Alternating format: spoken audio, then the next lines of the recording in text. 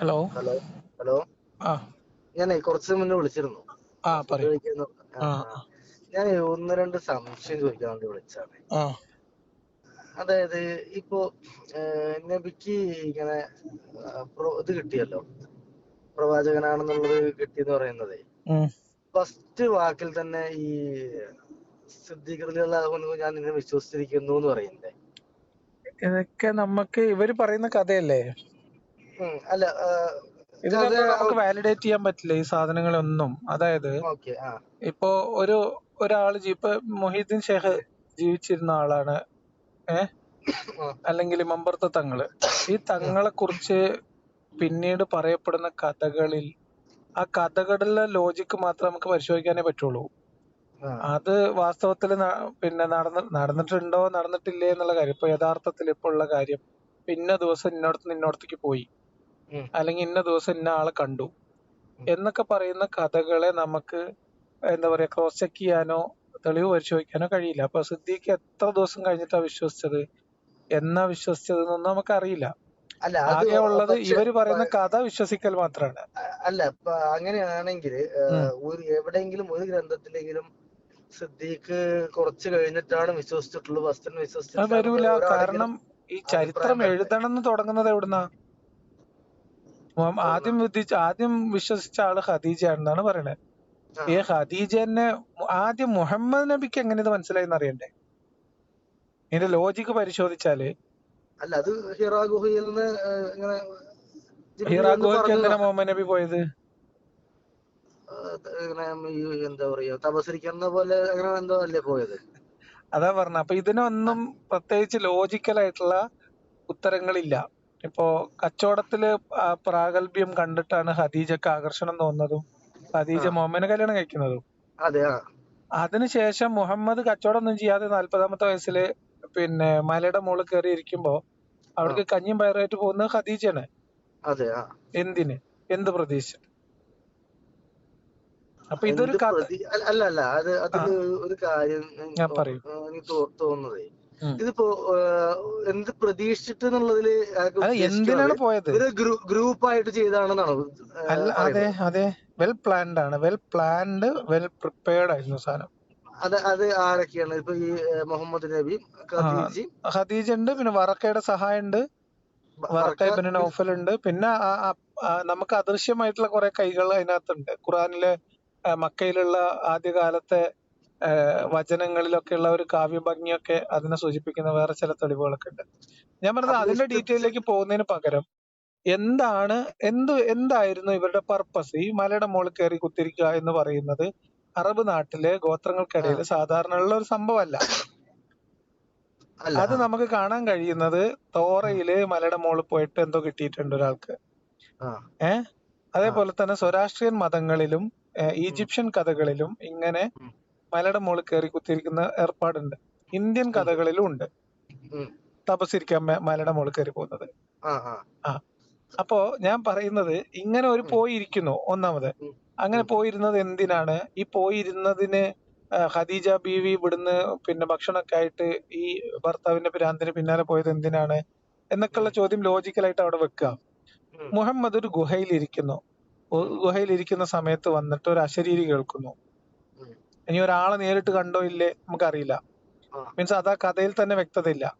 ആ, അപ്പൊ ജിബ്രീൽ വന്നു എന്നാണ്. ജിബ്രീൽ വന്നു, ആ, വായിക്കാൻ പറഞ്ഞു. നിന്നെ സൃഷ്ടിച്ച നിന്റെ നാഥന്റെ നാമത്തിൽ വായിക്കുക എന്ന് പറഞ്ഞു. ആ, ആ, ഏഹ് അപ്പൊ എനിക്ക് ആ, എഴുത്തും വായനൊന്നും അറിയില്ല എന്ന് പറഞ്ഞു. വീണ്ടും അതന്നെ പറഞ്ഞു. ആ, എന്നിട്ടാണ് പോയി. മുഹമ്മദ് നബി ആ, ഒന്നും വായിച്ചൊന്നുമില്ല. ആ, ഇഖ്റ ബിസ്മി റബ്ബിക്കല്ലദീ ഖലഖ് പറഞ്ഞിട്ട് പറഞ്ഞത് മുഴുവൻ ജിബ്രീലാണെന്നാണ് പറയുന്നത്. ആ, മുഹമ്മദ് നബി എന്തിനും വായിച്ചതായിട്ട് പിന്നെയും തെളിവില്ല. ഉം. അപ്പോ ഈ വന്നത് ആരാണ്, എന്താണ് എന്ന് മുഹമ്മദ് നബി എങ്ങനെ തീരുമാനിക്കും? മുഹമ്മദ് നബി തീരുമാനിച്ചത് പിന്നെ വീട്ടിൽ വന്ന് ഉം. പനി പിടിച്ച് കിടന്ന് അതിനുശേഷം ഉം. വീണ്ടും ജിബ്രീൽ വന്നപ്പോഴല്ലേ ഇത് ഇങ്ങനെ പക്ഷെ ആരാണ് വഹിയാണ്. ആരാ പറഞ്ഞത് വഹിയാണെന്ന്, ജിബ്രീലാണെന്ന് ഖുറാനിലുണ്ടോ? ജിബ്രീൽ പറഞ്ഞിട്ടുണ്ടാവില്ലേ, അള്ളാഹുടെ അടുത്ത് നിന്ന് വന്നാണെന്ന് പറഞ്ഞിട്ടുണ്ടാവില്ലേ? അള്ളാന്റെ അടുത്ത് നിന്ന് വന്ന ജിബ്രീലാണെന്ന് ജിബ്രീൽ പറഞ്ഞ ജിബ്രീലിനെ മുഹമ്മദ് നബിക്ക് മുമ്പ് പരിചയമുണ്ടോ? അള്ളാഹിനെ പരിചയമുണ്ടോ മുമ്പ്? ഇല്ല, തുടക്കത്തിൽ പരിചയമില്ല. ആ അപ്പൊ പിന്നെ ആ, ഇത് വരുന്ന ആളാരാണ്? വരുന്ന ആള് ഇനിയിപ്പോ ഒരു മാലാക വന്നു. ഒരു ആ മാലാക ഇനിയിപ്പോ ജിബ്രീൽ തന്നെ നമ്മള് പേരെടുത്ത് വിളിക്കേണ്ട ഒരു മാലാക വന്നു. ആ പിന്നെ എന്റെ ഒരു സംശയം എന്താ, ഞാൻ അപ്പൊ എന്റെ പോയിന്റിലേക്ക് പോയിന്റ് വരാം. ഇത്രേ ഉള്ളൂ. മുഹമ്മദിന്റെ പ്രവാചകത്വം ആദ്യം മുഹമ്മദ് പിന്നെ തെളിയിക്കണം. മുഹമ്മദ് നബിക്ക് മുഹമ്മദ് എങ്ങനെ ബോധ്യപ്പെട്ടു എന്നതിലാണ് ഒന്നാമത്തെ ലോജിക്കൽ മിസ്റ്റേക്ക് ഉള്ളത്. അല്ല രണ്ടാമത്തത്, അത് വന്നത് ജിബിരിയിലാണോ പിശാചാണോ എന്നൊരു പരീക്ഷണം ഖദീജ ഉം, നടത്തുന്നതായിട്ട് വേറെ ചില ഗ്രന്ഥങ്ങളിൽ കാണാൻ പറ്റും.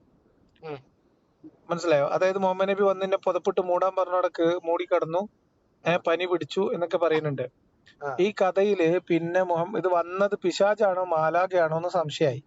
ആ, അത് സംശയം തീർക്കാൻ വേണ്ടി ഖദീജ ബീവി മുഹമ്മദ് നബീനെ കാലിൽ പിടിച്ചിരുത്തി, പിന്നെ തൈയുടെ മീൻസ് തൊടയുടെയൊക്കെ പിടിച്ചിരുത്തി, പിന്നെ ഡ്രസ്സ് മാറ്റിയിട്ട് മേലേക്ക് ഇരുത്തി. മീൻസ് ഉം, തൊടയുടെ അവിടുന്ന് ഡ്രസ്സ് മാറ്റി മാറ്റി മേലേക്ക് ഉം, കയറ്റി ഇരുത്തി. അപ്പൊ നഗ്നത കാണിച്ചു തുടങ്ങിയപ്പം ജിബ്രീല് വന്ന ആള് പോയി. ആ, അപ്പോ അത് മലക്കാണെന്ന് തീരുമാനിച്ചു എന്നാണ്. ഉം. ഇതാണോ ഒരു വന്ന ആള് മലക്കാണെന്ന് ഇങ്ങനെ ഖദീജ ആണോ അത് തീരുമാനിക്കുന്നത്? പിന്നെ അങ്ങനെ വറക്കയാണ് ഖുർആനിൽ പറയുന്നുണ്ട്. പിന്നെ വറക്കയാണ് ഇത് കൺഫേം ചെയ്യുന്നത്, അത് മാലാഖ തന്നെയാണ്. വറക്ക മീൻസ് വറക്ക ഇബ്നു നൗഫൽ പറഞ്ഞാല് ഇയാളുടെ നമ്മുടെ ഖദീജാന്റെ ഒരു അങ്കിളാണ്. അങ്കിള്. ഓക്കെ. അയാൾക്ക് ഈ ജൂത ഗ്രന്ഥങ്ങളിലൊക്കെ കുറച്ച് പ്രാവീണ്യം ഉണ്ടായിരുന്ന ഒരാളാണ്. അപ്പൊ ഇത് ഇവരെല്ലാരും കൂടി ചെയ്ത ഇപ്പൊ ഒരു ട്രാൻസ് സിനിമ കണ്ടിട്ടുണ്ടോ? കണ്ടുണ്ട്. അതിൽ ഫഹദ് അവരൊരു ഫാസിലാണ് മുഹമ്മദ് നബി. ഗ്രൂപ്പായിട്ട് ചെയ്യണോ? ഓക്കെ, ഞാൻ അതുവരെ ഞാൻ ഓക്കെ, ഞാനത് ഓക്കെ എന്ന് പറയണു. പക്ഷെ ഉം, അതവിടെ ഇരിക്കട്ടെ. ഉം, ഞാൻ ചോദിക്കുന്നത്, ഉം, ഇത് കഴിഞ്ഞിട്ട് സിദ്ദീഖിനോട് പറയണു. ഇതെല്ലാം ഉം, ഒരു മൂന്നാല് കൂടിയാണ് പ്ലാൻ ചെയ്തതെന്നുണ്ടെങ്കിൽ ഉം, സിദ്ദീഖ് എല്ലാവരോട് പറയുമ്പോ, ഉം, ഞാൻ നിന്നെ അത് കൂട്ടുകാരനാണല്ലോ, ഉം. കൂട്ടുകാരനാണ്, ഞാൻ നിന്നെ ഇപ്പൊ തന്നെ വിശ്വസിക്കുന്നു, നല്ല ആത്മാർത്ഥ സുഹൃത്താണ്, ചിലപ്പോ വിശ്വസിച്ചിട്ടുണ്ടാവും. വിശ്വസിച്ചിട്ടുണ്ടാവും. ഉം, ഓക്കെ. കൂടെ നിന്നിട്ടുണ്ടാവും. അപ്പൊ വിശ്വസിച്ചിട്ടുണ്ടെങ്കിൽ ഉം, ഈ ഞാൻ ചോദിക്കുന്നത്, ഇപ്പൊ അധികാരത്തിന് വേണ്ടിയിട്ടാണെന്ന് നിങ്ങൾ കുറച്ച് വീഡിയോസിൽ ഞാൻ കണ്ടായിരുന്നു, ഉം. കേട്ടിരുന്നു. അല്ല, അപ്പൊ അത് എല്ലാവരും അധികാരത്തിന് വേണ്ടിയിട്ടാവൂല. അപ്പൊ ഉമർ ഇസ്ലാം സ്വീകരിക്കുന്നതിന് മുമ്പ് മുഹമ്മദ് നടത്തിയ ഒരു പ്രാർത്ഥനയെ കുറിച്ച് പറയുന്നുണ്ട്. ആ, രണ്ടാലൊരു ഉമറിനെ കൊണ്ട് നിന്റെ ദീനിനെ നീ ശക്തിപ്പെടുത്തണേ പഠിച്ചോനേന്ന്. ആ, ഈ രണ്ടാലൊരു ഉമർ പറഞ്ഞ ഒന്ന് ഉമറാണ്, ആ, രണ്ടാമത് അബൂജാഹിലാണ്. ആ, അപ്പോ അത് ഞാൻ പഠിച്ചിട്ടുണ്ട്. ആ ഈ രണ്ടിലൊരാൾ മുഹമ്മദിന്റെ അടുത്ത് കൂടെ പോയപ്പോ ബെറ്റർ ഞാൻ പോണതാണെന്ന് ഉമർ വിചാരിച്ചിട്ടുണ്ടെങ്കിലോ? അല്ല, ആ പ്രാർത്ഥന ഉമ്മ കേട്ടിട്ടുണ്ടാവില്ലല്ലോ. അങ്ങനെ പ്രാർത്ഥിച്ചതായിട്ട് ഉമർ അറിയാലോ, സ്വാഭാവികമായിട്ട്. ഇല്ല. കാരണം അതെന്താ? അതെന്താ? അതിന്റെ ഇപ്പൊ ചരിത്രം ഞാൻ ഹദീസിലുണ്ടെങ്കിൽ അത് അവിടെ ആളുകൾ മറ്റുള്ളവർ കേട്ടു എന്നല്ല എന്റെ അർത്ഥം. മറ്റുള്ളവർ കേട്ടിട്ടുണ്ട്. മുഹമ്മദ് നബി സ്വകാര്യമായിട്ട് പ്രാർത്ഥിച്ചാണ് ഇങ്ങനെ ഹദീസിൽ വരിക. ഹദീസിൽ വരില്ല. അതായത് ഒരു യുദ്ധത്തിന് മുൻപ് നബിയോട് യുദ്ധത്തിന്റെ പറയാണ്. സമയത്തൊന്നല്ല അത്. ആ, അത് അല്ല, മക്കയിലുള്ളതാണ്. അതായത് രണ്ട് ടീമായ സമയത്ത് ഇല്ലെന്നേ, ആ അപ്പോഴൊന്നല്ല. അതൊക്കെ മദീനയിൽ തുടങ്ങുന്ന സമയത്ത് പ്രാർത്ഥിച്ചത്. അതന്നെ മദീനയിൽ തുടങ്ങുന്ന അല്ല, സമയത്ത് മക്കയില് സോറി. അതായത് നബിയോട് കൂടെ ഉള്ളവർ പറയാണ്, നമ്മളെക്കാൾ ശക്തരായിട്ടുള്ള ആളാണ് ഉമറും ഇവരും എതിർ ചേരിയിലുള്ളത്. അപ്പൊ അത് നമുക്കത് കായികമായിട്ട് ബുദ്ധിമുട്ടാണെന്ന് പറയുമ്പോഴാണ് ഇങ്ങനെ ഒരു പ്രാർത്ഥന വരുന്നത്, അല്ലേ? അങ്ങനെയാണ് ഞാൻ മനസ്സിലാക്കിയിട്ടുള്ളത്. അല്ലല്ലോ, ഉം. ബദറിന്റെ സമയത്തൊക്കെ ഉമർ ഇസ്ലാമിലുണ്ടല്ലോ. ഉമർ മക്കയിൽ തന്നെ ഇസ്ലാം സ്വീകരിച്ചില്ലേ? അതെ, അതെ, ഞാൻ പറയുന്നത് ഇപ്പൊ ഇവര് ഒരു ശത്രുത ഉണ്ടല്ലോ. എവിടെ? ഇപ്പൊ നബിന്റെ കൂടെ കൂടുന്ന ആളുകളും അപ്പുറത്ത് ഉള്ള അങ്ങനെ ആളുകളും തമ്മില് പറയത്തക്ക ആൾക്കാരൊന്നും ഉണ്ടായിരുന്നില്ലെന്നേ. ഇത് നമ്മൾ ഈ പറയണ പോലെ ഒന്നല്ല. ഇപ്പൊ ഇപ്പൊ നമ്മള് അതാണ് എന്റെ ഒരു ബലമായ സംശയം. എന്താ വെച്ചാലേ, ഈ ഉമർ റളിയല്ലാഹുവിനെ അന്ന് ചിത്രീകരിക്കുന്നത് അത്രയും ഒരു പൗരുഷമുള്ള ഒരു വ്യക്തി, ഈ സ്ത്രീകള് കൊതിച്ചിരുന്ന ഒരു വ്യക്തിയാണ് ഉമർ റളിയല്ലാഹു അൻഹു എന്നാണ് ഞാൻ പൊതുവെ പഠിച്ചിട്ടുള്ളത്. സ്ത്രീകൾ പേടിച്ചിരുന്ന ഒരു വ്യക്തിയാണ്. ഒരു പെണ്ണിനെ വഴി നടക്കാൻ പറ്റില്ലാത്ത ഭയങ്കര ഗുണ്ടായുസുള്ള ഒരാള്. പക്ഷെ അതിന് ഇഷ്ടപ്പെടുന്ന പെണ്ണുങ്ങൾ ഉണ്ടാവുമല്ലോ. അത് നമുക്കറിയില്ലല്ലോ. അതിപ്പോ നമ്മളെങ്ങനെ പറയാ, പ്രഡിക്ട് ചെയ്യാം? സ്ത്രീകളെ ഉപദ്രവിക്കുന്ന ഒരാളെ എന്തായാലും സ്ത്രീകള് ഇഷ്ടപ്പെടുവോ? ശരി, അത് ഓക്കെ. പക്ഷെ ആ ഉമറിന്റെ പിന്നെ പൊതുവഴിയിൽ പെണ്ണുങ്ങളെ ഉപദ്രവിക്കുന്നതിന് തടസ്സാവാതിരിക്കാൻ വേണ്ടിട്ടാണ് ഇതുകൂടി വന്നത്. എന്ത്, നമ്മുടെ നിക്കാബിന്റെ ആയത്ത് പോലും. കാരണം മുസ്ലിങ്ങളായിട്ടുള്ള സ്ത്രീകളെ തിരിച്ചറിഞ്ഞാല് ഓല ഒഴിവാക്കാലോ വഴിയിൽ ഉപദ്രവിക്കുന്നത്. ആ ഉം. അല്ല അങ്ങനെയാണെങ്കിലേ ഇപ്പൊ അങ്ങനെ ജീവിച്ചൊരു വ്യക്തി ഉം. കാക്ക നേരത്തെ പറഞ്ഞ പോലെ പ്രാർത്ഥനയിൽ ഇന്നപ്പോ ഞാൻ തന്നെ പോവാന്ന് ചിന്തിക്കുകയാണെങ്കിൽ, ഉം. അതായത് ഇങ്ങനെ ഇത്രയും ഒരു ക്രൂരമായിട്ടോ അല്ലെങ്കിൽ ആ ജീവിതം ആനന്ദിച്ച് നടന്നൊരു വ്യക്തി ഉം. പെട്ടെന്ന് പോയിട്ട് ഈ മതത്തിൽ ചേർന്നിട്ട് അടങ്ങി ഒതുങ്ങി ജീവിക്കാന്ന് ചിന്തിക്കൂ. എവിടെ അടങ്ങി ഒതുങ്ങി ജീവിച്ചു? ഉമ്മർ അടങ്ങി ഒതുങ്ങി ജീവിച്ചതിന് എന്ത് തെളിവുകളുള്ളത്? ഉമർക്ക് മുഹമ്മദ് ഇനിയിപ്പൊ ആ ഗുണ്ടായിസം ഇപ്പുറത്ത് ഇസ്ലാമിക് ഗുണ്ടായിസം കാണിച്ചു, അത്രേ ഉള്ളൂ. ഇപ്പൊ അവിടെ ഈ മദ്യം ഹറാമല്ലായിരുന്നു. മദ്യം ഒന്നും അന്ന് ഇവിടെ ഇസ്ലാം സ്വീകരിക്കുന്ന സമയത്ത് മദ്യം ഒന്നും ഹറാമായിരുന്നില്ലല്ലോ. ഉമർക്ക് നല്ലോണം കുടിച്ചിരുന്നു. ബദർ കഴിഞ്ഞിട്ട് ഉമർ കുടിച്ചു കൂത്താടിയ കഥ നിങ്ങൾക്ക് അറിയില്ലേ?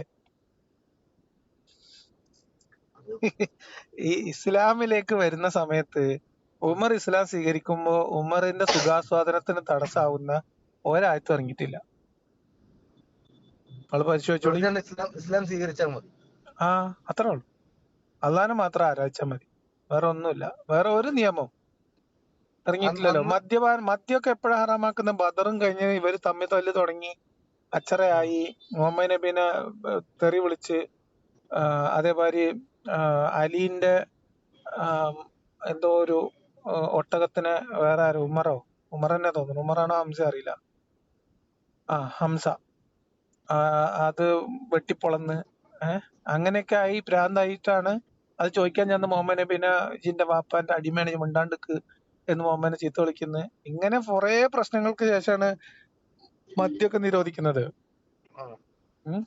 അല്ല അപ്പൊ ഈ ഉമർ ഇസ്ലാം സ്വീകരിക്കുന്ന സമയത്ത് നിസ്കാരം ഉണ്ടോ? എനിക്ക് അറിയാത്തവര് ചോദിക്കാം കേട്ടോ. അപ്പൊ നിസ്കാരമൊന്നുമില്ല. അന്ന് നിസ്കാരമില്ല. ഇല്ല. നോലുമ്പില്ല. നോമ്പില്ല. ഒരു കുന്ത്രാണ്ടോ ഇല്ല. അപ്പൊ ഞാൻ ചോദിക്കുന്നത്, ഇപ്പൊ ഇങ്ങനെ ഇത്രയും ആനന്ദിച്ച് നടന്ന ആളുകൾ ഇസ്ലാമിൽ വന്നിട്ട് പടിപടിയായിട്ട് ഈ റെസ്ട്രിക്ഷൻ വരുമ്പോ അവർ പിരിഞ്ഞു പോകില്ലേ? പിരിഞ്ഞു പോയല്ലോ, ഇഷ്ടംപോലെ ആൾക്കാർ പിരിഞ്ഞു പോയി. പിന്നെ ആനന്ദം അതിനേക്കാളും മേലല്ലേ. ഇപ്പൊ അന്നത്തെ കാലത്ത് ഇപ്പൊ ഉമർ പെണ്ണുങ്ങളെ ഉപദ്രവിക്കുക പറഞ്ഞാല് അതിന് റെസിസ്റ്റൻസും ഉണ്ടാവും സ്വാഭാവികമായിട്ടും. അതിന് പകരം ഇസ്ലാമിലേക്ക് വന്നപ്പോ ഉമറിന് കൂടുതൽ സ്വാതന്ത്ര്യം കിട്ടല്ലേ ചെയ്തേ. ഏതെങ്കിലും ഗോത്രത്തെ പോയി ആക്രമിച്ചാൽ അവിടുന്ന് കിട്ടുന്ന പെൺകുട്ടികളൊക്കെ ഒരിച്ചു കൊടുക്കലേന്നോ? പക്ഷെ ഇവരുടെ ഈ ആണെങ്കിലും വലിയ കച്ചവടക്കാരാണെന്നോ വ്യാപാരിയാണെന്ന് ഞാൻ പഠിച്ചിട്ടുണ്ട്. സുഹൃത്തെ, നമ്മളെ ഇപ്പൊ അടുത്ത് ഞങ്ങൾക്കൊരു സാധനം പറഞ്ഞുതരാം. അതായത് കൈലാസ് എന്ന് പറഞ്ഞിട്ട് എന്ത് കൈലാസാണ്? പുതിയൊരു രാജ്യം ഉണ്ടാക്കിയ ഒരു ദൈവം, ഒരാൾ ദൈവം, കൈലാസ.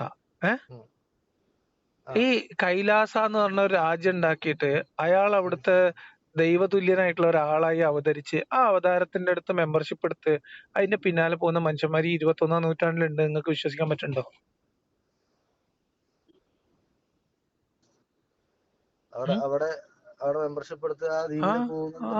ഉണ്ട്. നമ്മളെ സദ്ഗുരുവിന് എത്ര ആൾക്കാരുണ്ട് അറിയാം നിങ്ങൾക്ക്, ആരാധകര്? അപ്പൊ ഒരാള് പുതിയൊരു സാധനം കൊണ്ട് വന്നാല് എന്തിന് നമ്മളിവിടുത്തെ MLM കുറിയിൽ കൂടിയിട്ട് പൈസ കളയുന്ന എത്ര മലയാളികൾ ഇപ്പോഴും നമ്മളെ നാട്ടിലുണ്ട് ഇല്ലേ? അപ്പൊ ഒരാളൊരു സാധനം കൊണ്ട് വരുമ്പോ ഏതെങ്കിലും തരത്തില് അതിൽ എന്തെങ്കിലും ഒരു ആകർഷണം തോന്നിയിട്ട് അല്ലെങ്കിൽ എന്തെങ്കിലും ഒരു കാര്യത്തില് പിന്നെ ആകൃഷ്ടനായിട്ട് അതിൽ പോയി ചേരാനുള്ള ടെൻഡൻസി ആൾക്കാർക്ക് ഉണ്ടാവും. അത് എന്തായിരുന്നു നമുക്ക് ഇപ്പൊ പ്രഡിക്റ്റ് ചെയ്യാൻ പറ്റില്ല. പക്ഷെ എന്തായിരുന്നു എന്ന് പ്രഡിക്റ്റ് ചെയ്യുന്നത് നമ്മൾ എങ്ങനെയാണ്? ഇപ്പൊ മുഹമ്മദ് മരിച്ചു കഴിഞ്ഞിട്ട് ഉമറും അബൂബക്കറും കൂടി എങ്ങോട്ടാ പോയത്? ഇപ്പൊ നിങ്ങൾ ജീവിച്ചിരിക്കുന്ന സമയത്ത് നിങ്ങളെ പാർട്ടിയുടെ ഒരു നേതാവ് മരിച്ചാൽ നിങ്ങൾ ആദ്യം എങ്ങോട്ടാ പോവാ? ഇനിയിപ്പോ നിങ്ങളെ വീട്ടില് നമ്മളെ ഏറ്റവും വേണ്ടപ്പെട്ട ഒരു കാരണവർ മരിച്ചു, നമ്മൾ നേരെ എങ്ങോട്ടാ പോവാ? നമ്മളെ അടുത്ത തറവാട് കാരണവർ ആരാൻ തീരുമാനിക്കാനും ഓന്റെ സ്വത്ത് ഒരിയക്കണതിനാണ് പോവാ? അതോ ഇയാളെ കബറടക്കാനോ പോവാ? ഉമർ അബൂബക്കർ എങ്ങോട്ടാ പോയി? അങ്ങനെയാണ് നമ്മൾ മനസ്സിലാവുക. ഇങ്ങനെയാണ് ഇതിനെ കോറിലേറ്റ് ചെയ്യുക. 3 ദിവസം കഴിഞ്ഞിട്ടാണ് കബറടക്കിയെന്ന് ഞാന് എവിടെയായിരുന്നു അത്? കബറടക്കിയത് 3-ാമത്തെ ദിവസമാണ്. എവിടേക്ക് പോയത്? ഇവര് എന്തിലായിരുന്നു ഏർപ്പെട്ടിരുന്നത് ആ സമയത്ത്? അധികാരം അബൂബക്കറിലേക്ക് കൊണ്ടുവരാനുള്ള ഗൂഢാലോചനയിലാണ് ഏർപ്പെട്ടത്. മനസ്സിലായോ? അപ്പൊ മുഹമ്മദിന്റെ ആഗ്രഹം എന്തായിരുന്നു എന്നുള്ളതും മുഹമ്മദിന്റെ സ്വപ്നം എന്തായിരുന്നു മക്കയുടെ ചരിത്രത്തിൽ തന്നെ ഉണ്ട്. അതായത് മക്ക നിങ്ങൾക്ക് ഞാൻ കൂട്ടക്കൊല കൊണ്ടിരുന്ന മക്കയിൽ വെച്ചിട്ട് മുഹമ്മദ് അവിടുത്തെ ഖുറൈശികളോട് മുഹമ്മദിനെ എതിർക്കുന്ന ആൾക്കാരോട് പറയുന്നുണ്ട്. ഉം. അവിടെ അവരെ മുഴുവനായിട്ട് തീർത്ത കഅബ പൂർണ്ണമായിട്ട് മോചിപ്പിച്ച് അവിടെ ഏക ദൈവ ആരാധന സ്ഥാപിക്കും ഉം. എന്ന് മുഹമ്മദ് അവിടെ പറയുന്നുണ്ട്. ആ. അപ്പോ മുഹമ്മദിന്റെ സ്വപ്നം, ആഗ്രഹം ഈ ഏകദൈവത്തിൽ അധിഷ്ഠിതമായിട്ടുള്ള ഒരു മുഹമ്മദ് പറയുന്ന ഒരു അള്ളാഹിന്റെ ദൈവത്തിൽ വിശ്വസിക്കുന്ന ഒരു ജനതയുടെ ഒരു രാജ്യം സൃഷ്ടിച്ച് അതിന്റെ നേതാവാകുക എന്നുള്ളത് തന്നെയാണ് മുഹമ്മദിന്റെ എയിം. അതിന് മുഹമ്മദ് സ്വീകരിച്ച മാർഗമാണ് ദൈവത്തിന്റെ പ്രവാചകൻ. അത് അങ്ങേയറ്റം ബുദ്ധിപരമായ നീക്കാണ്. ദൈവത്തിന്റെ ആളാണട്ടോ ദൈവത്തിന്റെ മകനായ വന്നാല് അവിടെ സ്വീകരിക്കപ്പെടൂല. പക്ഷെ പ്രവാചകന്മാര് സ്വീകരിക്കപ്പെടാൻ സാധ്യതയുണ്ട്. കാരണം അവിടെ മുഹമ്മദ് നബി മാത്രമൊന്നല്ല ആ കാലത്ത് പ്രവാചകനായിട്ട് വന്നത്. കുറെ പേര് പ്രവാചകന്മാരുണ്ടായിരുന്നു. മുഹമ്മദ് നബി മരിച്ചിട്ടാണ് അതിൽ ഏറ്റവും പ്രബലനായിട്ടുള്ള ഒരു പ്രവാചകനെ അബൂബക്കർ കൊല്ലുന്നത്. അതിനുശേഷം പ്രവാചകരുണ്ടോ? അതിന്റെ ശേഷവും മുൻപും ഒക്കെ ഉണ്ട്. അല്ല ഞാൻ ഈ അപ്പൊ നബി മരിച്ചു എന്ന് മുഹമ്മദിനെ പറഞ്ഞപ്പോ വിശ്വസിച്ച് കൂടെ വന്നിരുന്ന കുറെ ആൾക്കാര് മുഹമ്മദ് മരിച്ചപ്പോ അടുത്ത പ്രവാചകനെ തേടി പോകുന്നുണ്ട്. ഒരുപാട് പേര്. ആര് വേറെ ഇസ്ലാം പ്രവാചകന്മാർ?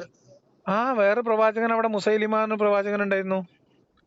ഓന്റെ അടുത്തേക്ക് പോയി മുഹമ്മദിന്റെ കുറെ അനുയായികള്. എന്നിട്ട് അങ്ങനെ മുർത്തദ്ദായി പോയ ആൾക്കാർക്കെതിരെയുള്ള യുദ്ധമാണ് അബൂബക്കർ ഖലീഫയായി വന്ന ആദ്യം ഏറ്റെടുത്ത് നടപ്പിലാക്കിയ യുദ്ധം. റിദ്ദ വാർ എന്നാണ് അതിന് പറയാ. അല്ല ഞാൻ ചോദിക്കുന്നത്, ഈ ഉമർ നബി വഫാത്തായെന്ന് കേട്ടിട്ട് കലി കൊണ്ട് പറഞ്ഞവരൊക്കെ വെട്ടിയിട്ട് വന്നു എന്നാണ് ഞാൻ കേട്ടിട്ടുള്ളത്. അങ്ങനത്തെ കുറെ കഥകൾ കേൾക്കും. എന്നിട്ട് അബൂബക്കറാണ് പറഞ്ഞത് ആയത്തിറക്കി കൊടുത്തത്. അങ്ങനെ അബൂബക്കർ പറഞ്ഞു, നീ മുഹമ്മദിനെ ആരാധിച്ചിരുന്നെങ്കിൽ മുഹമ്മദ് മരിച്ചു. അബൂബക്കർ അവിടെ ഖുർആൻ വചനം ഓതി കൊടുക്കണ്ട. ഖുർആൻ വചനം ഒന്ന് നോക്കിയാൽ മതി. ആ ഖുർആൻ വചനത്തിലുണ്ട് കഥയൊക്കെ. അല്ല ഞാൻ ചോദിക്കുന്നത്, ഇതിപ്പോ ഒരു കഥയായിട്ടാണ്, ഇത് ഇങ്ങനൊരു കഥയാണ് ഉണ്ടാക്കിയെന്നുണ്ടെങ്കിൽ, കാരണം നബി മരിച്ചു കഴിഞ്ഞാൽ പിന്നെ ഖുർആൻ വചനം ഇറങ്ങാൻ പറ്റില്ലല്ലോ, ഇറങ്ങിയിട്ടില്ലല്ലോ. നബി മരിച്ചു കഴിഞ്ഞിട്ട് അബൂബക്കർ ഓതിയ ഖുർആൻ വചനം അതിന്റെ മുമ്പ് വേറെ ആരെങ്കിലും കേട്ടതായിട്ട് എനിക്ക് അറിയില്ല കേട്ടോ. ഖുർആൻ വചനം ഇറങ്ങണ്ട. ഖുർആൻ വചനം എന്തിനാ ഇറങ്ങണ? പിന്നെ നബിക്കല്ലേ ഖുർആൻ ഇറക്കിയത്. നബി മരണപ്പെട്ടു കഴിഞ്ഞാൽ പിന്നെ ഖുർആൻ ഇറക്കാൻ പിന്നെ ജിബ്രീൽ വരില്ലല്ലോ. നബിയുടെ മരണ സമയത്ത് അബൂബക്കർ, എനിക്ക് ആ കറക്റ്റ് വചനം ഏതാന്ന് ഓർമ്മല്ല, അത് നോക്കിട്ട് ഞങ്ങൾക്ക് പറഞ്ഞുതരാം. അപ്പൊ നോക്കിയാൽ അതിന്റെ കഥ വളരെ കോമഡിയാണ്.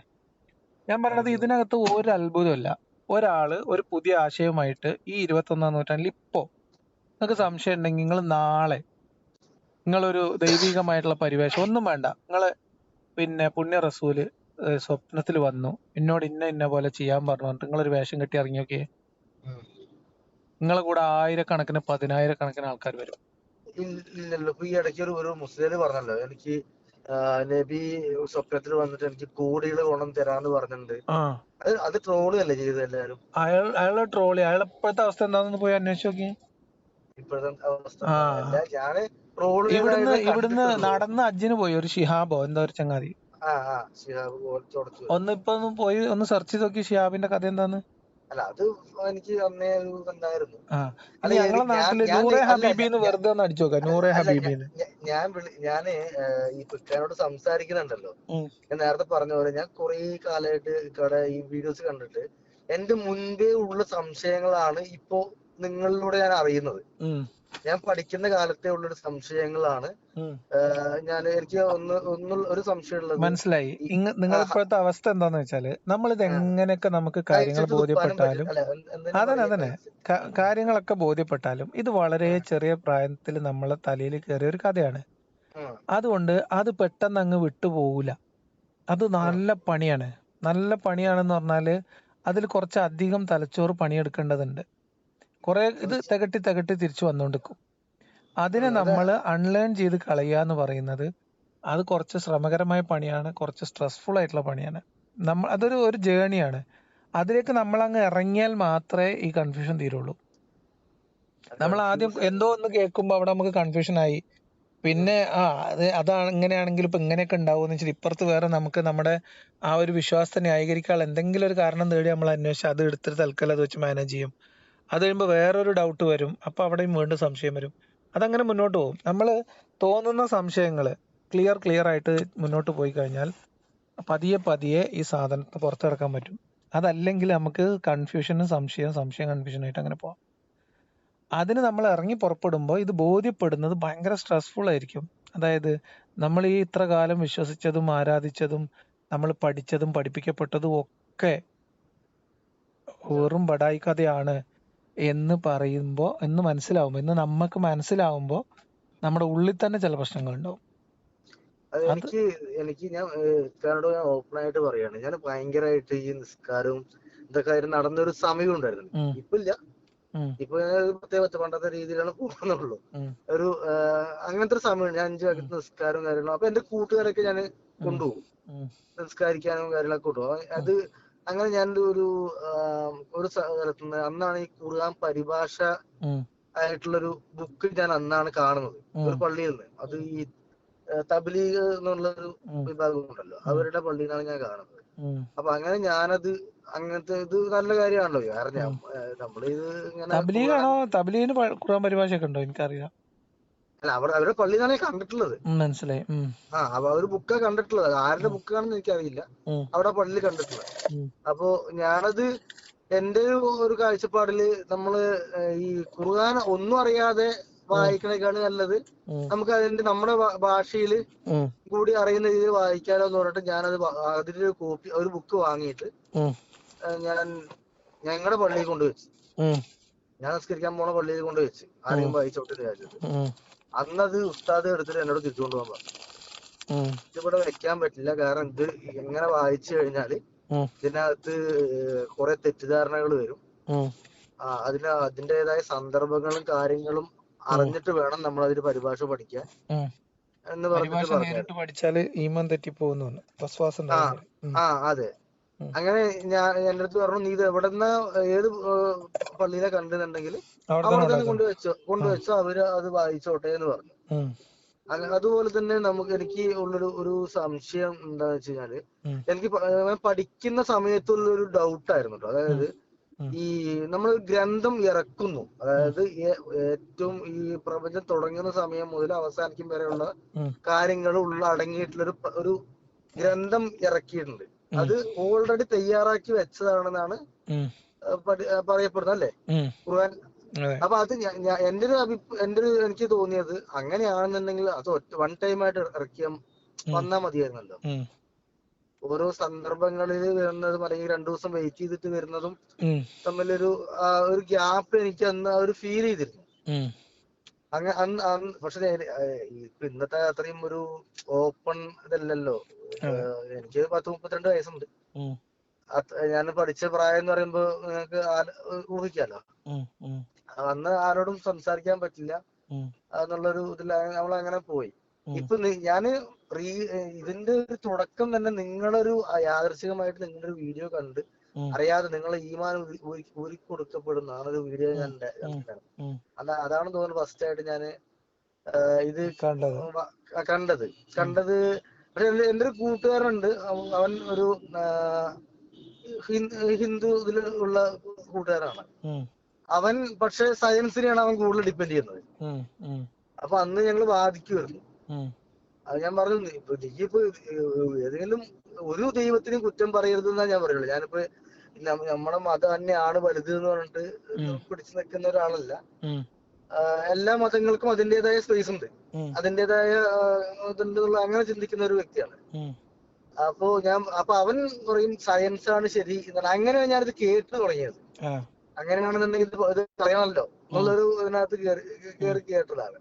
ഇത് കേട്ടപ്പോൾ ഉള്ളൊരു പ്രശ്നം എന്താണെന്ന് ചോദിച്ചു കഴിഞ്ഞാല്, എന്റെ മൈൻഡിലുള്ള സംശയങ്ങൾ ഇവിടെ ഓൾറെഡി ഉണ്ട്.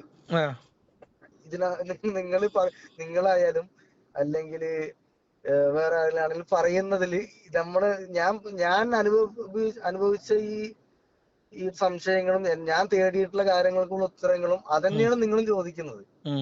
അപ്പൊ ഇതിനുള്ള ഒരു ഉത്തരം വേറൊരു ടീമിനും പറഞ്ഞു തരാനും പറ്റുന്നില്ല. അതാണ് ഇപ്പൊ ഇതിലുള്ള ഒരു ഭയങ്കര പ്രശ്നം. ഇതാണ് നമ്മളെ സംബന്ധിച്ച് ഇപ്പൊ വ്യക്തിപരമായിട്ട് നമുക്ക് ഈ കാര്യങ്ങളൊക്കെ എത്രയൊക്കെ നമ്മുടെ ഉള്ളിൽ ഇതൊക്കെ മനസ്സിലായി വന്നാലും നമ്മുടെ ഉള്ളില് ഈ സാധനങ്ങൾ പിന്നെയും തികട്ടി വരാനുള്ള കാരണം ഞാൻ ഈ പറഞ്ഞതാണ്. അതായത് പല കാരണങ്ങൾ കൊണ്ട് ഈ കാര്യങ്ങൾ ഇങ്ങനെ നമ്മുടെ ഉള്ളിൽ തികട്ടി വരും.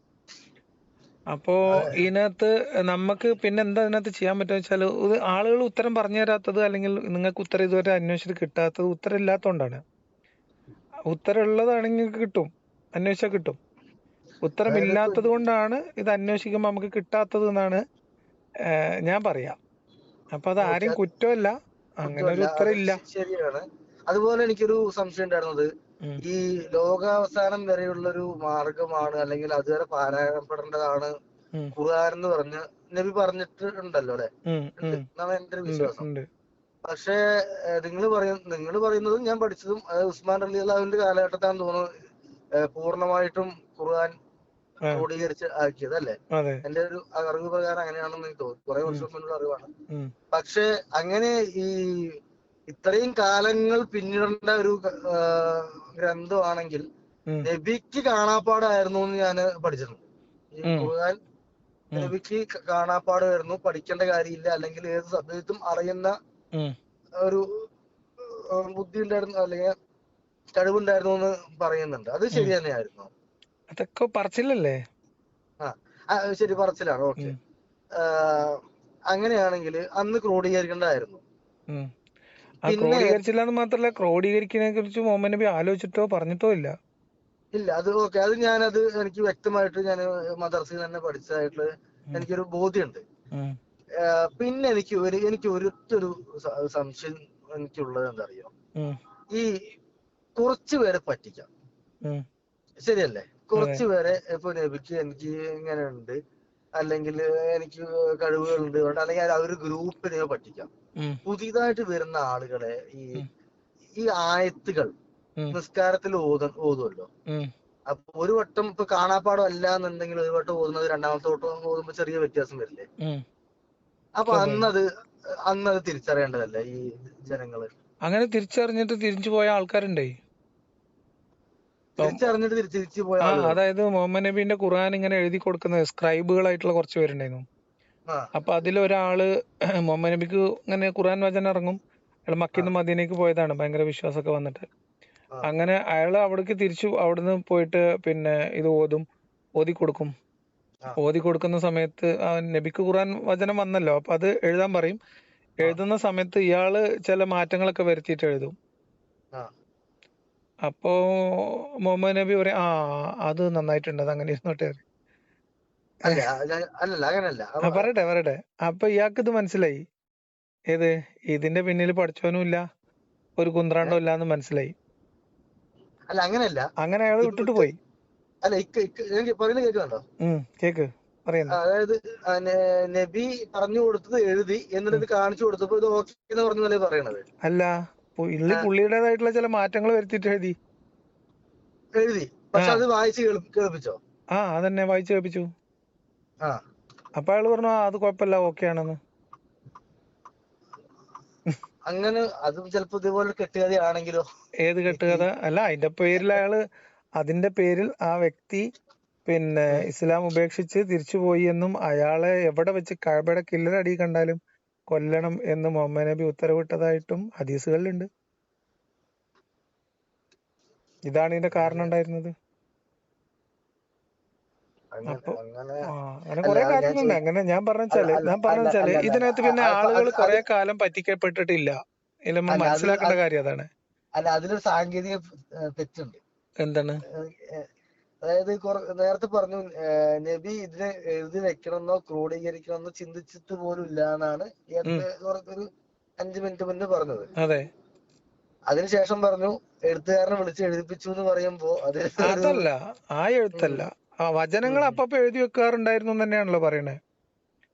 അതായത് ഗ്രന്ഥമായിട്ട് ഇപ്പൊ ഒരു ആയത്ത് ഇറങ്ങുമ്പോ അത് എഴുതാൻ ആളെ ഏൽപ്പിക്കും. എഴുതാനുള്ള ആൾക്കാർ അന്നുണ്ടായിരുന്നു. പക്ഷെ ഒരു വചനം ഇറങ്ങുമ്പോ ആ വചനം പിന്നെ പ്രത്യേകമായിട്ട് എഴുതി വെക്കും. പക്ഷെ അതൊരു ഗ്രന്ഥമായി ക്രോഡീകരിക്കപ്പെടണം എന്ന് മുഹമ്മദ് പറഞ്ഞിട്ടില്ല എന്നാണ് ഞാൻ പറഞ്ഞത്. അപ്പോഴും ഇത് എഴുതി വെക്കാൻ പറഞ്ഞിട്ടുണ്ട് നബി. എഴുതി വെക്കാൻ ആൾക്കാർ എഴുതാനുണ്ടായിരുന്നു. മുഹമ്മദ് നബിക്ക് എഴുത്തും വായന അറിയില്ല എന്നുള്ള പറയണേ. അപ്പൊ എഴുതി വെക്കാൻ പറഞ്ഞിട്ടുണ്ട്, ആവശ്യമുള്ളതാണ്. എഴുതി വെക്കാൻ ആളുകൾ ഉണ്ടായിരുന്നു മുഹമ്മദ് നബിന്റെ കൂടെ. അത് അപ്പപ്പോ ഇറങ്ങുന്നത് എന്ന് പറഞ്ഞിട്ട് എഴുതിപ്പിക്കും. ഉം. അത്രേ ഉള്ളൂ. അല്ലാതെ ഇന്ന് നമ്മൾ കാണുന്ന പോലത്തെ ഒരു ഖുറാനായിട്ട് ക്രോഡീകരിക്കാൻ മുഹമ്മദ് നബി പറഞ്ഞിട്ടില്ല എന്നാ പറഞ്ഞു. അതെ. അപ്പൊ അതിനകത്ത് ഒരു എന്താ പറയാ, ഞാൻ അതാണ് നേരത്തെ ചോദിച്ചത്. അപ്പൊ ഇറങ്ങിയത് എഴുതി വെച്ചിട്ടുണ്ട് ഓൾറെഡി. ഉം. ഏഹ് ഉം. ഇത് മനപ്പാടമാണെന്നല്ലേ പറയുന്നത് നബിക്ക്. ഉം. അപ്പൊ ഈ നിസ്കാരങ്ങളിലും ഇതിലും ഓതുമ്പോ ഇതിനകത്ത് ഡിഫറൻസ് ഇപ്പൊ ഒരു കണ്ടിന്യൂസ് ഒരു ഇങ്ങനെ ഒരു പ്ലാനിങ് ആണെന്നുണ്ടെങ്കിൽ അതിനകത്തൊരു വ്യത്യാസം വരണ്ടേ? വ്യത്യാസമുള്ള ഇഷ്ടം പോലെ ഉണ്ടല്ലോ. അതൊക്കെ ആർക്കാ ഓതുന്നത്? അപ്പപ്പോ ഓതുന്നത് അപ്പപ്പോ ഉപയോഗിക്കുന്നു, അത്രയല്ലേ ഉള്ളൂ. അല്ലാതെ ഇപ്പോ നമ്മൾ ഖുറാൻ വായിച്ച എത്ര ആൾക്കാർക്ക് അപ്പപ്പോ അതിന്റെ വൈരുദ്ധ്യങ്ങൾ മനസ്സിലാവും? രണ്ടെണ്ണം ഒരുമിച്ച് കാണുമ്പോഴല്ലേ മനസ്സിലാവുള്ളൂ. ഞാൻ രണ്ടെണ്ണം പറഞ്ഞത് ഒരുമിച്ച് ഇതിന് ഇങ്ങനെയൊക്കെ ഉം. ഇതൊക്കെ നിങ്ങളുടെ ഇപ്പോഴത്തെ മാനസികാവസ്ഥയാണ്. ഇത് സമയമെടുത്ത് മാത്രം ശരിയാവുന്ന ഒരവസ്ഥയാണ്. അതിൽ അത്ഭുതപ്പെടാനോ പേടിക്കാനോ ഒന്നുമില്ല. ഇതിങ്ങനെയാണ്. ഞാനൊക്കെ ഈ സ്റ്റേജ് കടന്നു വന്നതാണ്. സ്റ്റേജിൽ കടന്നു വന്നതാണെന്ന് പറയുന്നത്. പക്ഷെ അത്രേ ഉള്ളൂ. എനിക്കിത് ഇതിനകത്തെ കുറെ ഡൗട്ടുകൾ ഒരുപാട് ഇപ്പൊ കൂടി, അതുണ്ടായത്. അത് വരും, സ്വാഭാവികല്ലേ. ഒരുപാട്, കാരണം ഇതിനെ കുറിച്ച് ചിന്തിച്ചിട്ടെങ്കിൽ കുഴപ്പമില്ലായിരുന്നു, അതിന്റെ പാട്ടില് പോയേനെ. വിഷയമില്ലായിരുന്നു. പക്ഷെ ചിന്തിക്കുമ്പോഴാണ് ഇതിനകത്തുള്ള കുറെ പ്രശ്നങ്ങള് നമ്മളെ മുന്നിൽ കാണുന്നതും കാരണം നമ്മൾ ഇതിന്റെ പോസിറ്റീവ് മാത്രമാണ് നമ്മൾ പഠിച്ചു വന്നിട്ടുള്ളൂ. അതെ. ഇതിന്റെ ഒരു നമ്മൾ പഠിച്ചത് ഒന്നാണ്. പക്ഷെ നിങ്ങളില് ചിലവര് കാണിക്കണതും അല്ലെങ്കിൽ നിങ്ങൾ കുറച്ചു പേര് പറയുന്നത് എന്തുകൊണ്ട് ഇങ്ങനെയെന്ന് പറയണത് രണ്ടും നമ്മള് ഒരുപാട് വ്യത്യാസമുണ്ട്. സ്വാഭാവികമായിട്ടുണ്ടാവും. ഒരുപാട് വ്യത്യാസം എന്ന് പറയുമ്പോൾ നമുക്ക് നിങ്ങളുടെ കാര്യം ഓക്കെ ആണെന്ന് നമുക്ക് തോന്നുമ്പോ അപ്പൊ അതെങ്ങനെ അവിടെ സംഭവിച്ചു അതാ ഞാൻ പറഞ്ഞത്. അതാണ് ഞാൻ നിങ്ങളോട് കുറച്ച് നേരത്തെ പറഞ്ഞത്. ഇത് വളരെ ചെറിയ പ്രായം തൊട്ട് നമ്മളെ തലയിൽ അടിച്ചേൽപ്പിച്ച ഒരു സാധനമാണ്. അതിൽ നിന്ന് നിങ്ങൾക്ക് പെട്ടെന്ന് പുറത്തു കിടക്കാനുള്ള സൂത്രപ്പണികളൊന്നുമില്ല. അതിനെ ഓരോരോ കാര്യം, ഇപ്പോ നിങ്ങൾ പറഞ്ഞ ഓരോ പോയിന്റിലും മുഹമ്മദ് നബിയുടെ നുബുവത്തിന്റെ ലോജിക്ക് എന്താണ്? ഞാൻ നേരത്തെ ചോദിച്ചതാണ് അതിൽ ചോദ്യം. മുഹമ്മദ് നബി എങ്ങനെയാണ് തീരുമാനിച്ചത് എന്റെ അടുത്ത് വന്ന ജിബ്രീലാണെന്ന്? അവിടെ കഴിഞ്ഞു. പറഞ്ഞിട്ടുണ്ടാവുമല്ലോ ജിബ്രീലാണെന്ന്. അതുകൊണ്ട് ജിബ്രീലിന്റെ മുൻ പരിചയമുണ്ട്. അപ്പൊ നിങ്ങളുടെ അടുത്ത് ഒരാൾ വന്നിട്ട് പറയാണ് എന്നെ എറണാകുളത്ത് നിന്ന് ലിയാഖത്ത് പറഞ്ഞാണ്, നിങ്ങൾ എന്ത് ചെയ്യാ? നിങ്ങൾ വിശ്വസിക്കുവോ? വിശ്വസിക്കണമെങ്കിൽ നിങ്ങളോട് ചോദിക്കണം. വേണ്ടേ? അപ്പൊ എങ്ങനെയാണ് ഒരാളുടെ പ്രതിനിധിയാണ് എന്നൊരു അവകാശപ്പെട്ടുകൊണ്ട് ഒരാൾ വരുമ്പോ അതെങ്ങനെയാണ് ഒരാൾ കൺഫേം ചെയ്യുക? ആ കൺഫർമേഷൻ ഇവിടെ നടന്നിട്ടില്ല. അല്ല, അത് അന്നേരം നടന്നിട്ടില്ല. പക്ഷെ പിന്നീട് നബി അന്നേരം നടക്കണ്ടേ? അന്നേരം നടന്നാലേ പറ്റുള്ളൂ. പിന്നീടാണെങ്കിൽ വെരിഫൈ ചെയ്യണ്ടേ? എങ്ങനെ വെരിഫൈ ചെയ്തു? പിന്നെ ഇങ്ങോട്ട് പോയിന്നല്ല പറയുന്നത്. എങ്ങോട്ട്? അള്ളാന്റെ അടുത്ത്. അത് 10-12 കൊല്ലം കഴിഞ്ഞിട്ടല്ലേ? അങ്ങോട്ട് പോയി സംസാരിച്ച് വന്നു എന്നല്ലേ പറയുന്നത്. 12 കൊല്ലം കഴിഞ്ഞിട്ടല്ലേ? 10 കൊല്ലം കഴിഞ്ഞിട്ടല്ലേ? അപ്പോഴാണോ കൺഫേം ആക്കണേ? അപ്പൊ അതുവരെ എന്ത് ബേസിലാണ് ഇയാൾ ഇത് പ്രചരിപ്പിച്ചത്? അവിടെ കഴിഞ്ഞു ഇസ്ലാമിന്റെ കഥ. അല്ല, 12 വർഷം കഴിഞ്ഞാൽ അത് പ്രൂവ് ആയില്ലേ? 12 വർഷം വരെ ഇറങ്ങിയ ആയത്തിന് ഇയാൾ എന്ത് തെളിവിന്റെ അടിസ്ഥാനത്തിലാണ് 12 വർഷം കഴിഞ്ഞിട്ട് പടച്ചോനെ കണ്ടു എന്നാണ് പറയണത്? 12 കൊല്ലം മുമ്പ്, ഈ 12 കൊല്ലം വരെ ജിബ്രീൽ വന്നപ്പോ ജിബ്രീൽ പടച്ചോൻ പറഞ്ഞ ആളാണെന്ന് മുഹമ്മദ് നബിക്ക് എങ്ങനെ കൺഫേം ആക്കിയത്? അതാണ് ഞാൻ ചോദിക്കുന്നത്. അതല്ല, അതിലൊരു കാര്യം, ഇപ്പൊ ജിബ്രീൽ വരുന്നത് സാധാരണ മനുഷ്യനായിട്ടല്ലല്ലോ. എങ്ങനെ ആയിക്കോട്ടെ, എങ്ങനെ വന്നാൽ എന്താ?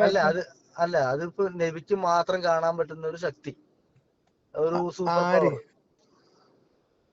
സൂപ്പർ പവർ കാണാൻ പറ്റുന്ന ഒരു അദർശ രൂപം. അങ്ങനെ ഒരാള് വരുമ്പോ നമ്മള് അത് ഞാൻ ഒറ്റ ചോദ്യം ചോദിക്കാം. അത് പിശാചല്ലാന്ന് എങ്ങനെ മുഹമ്മദ് നബിക്ക് മനസ്സിലായി?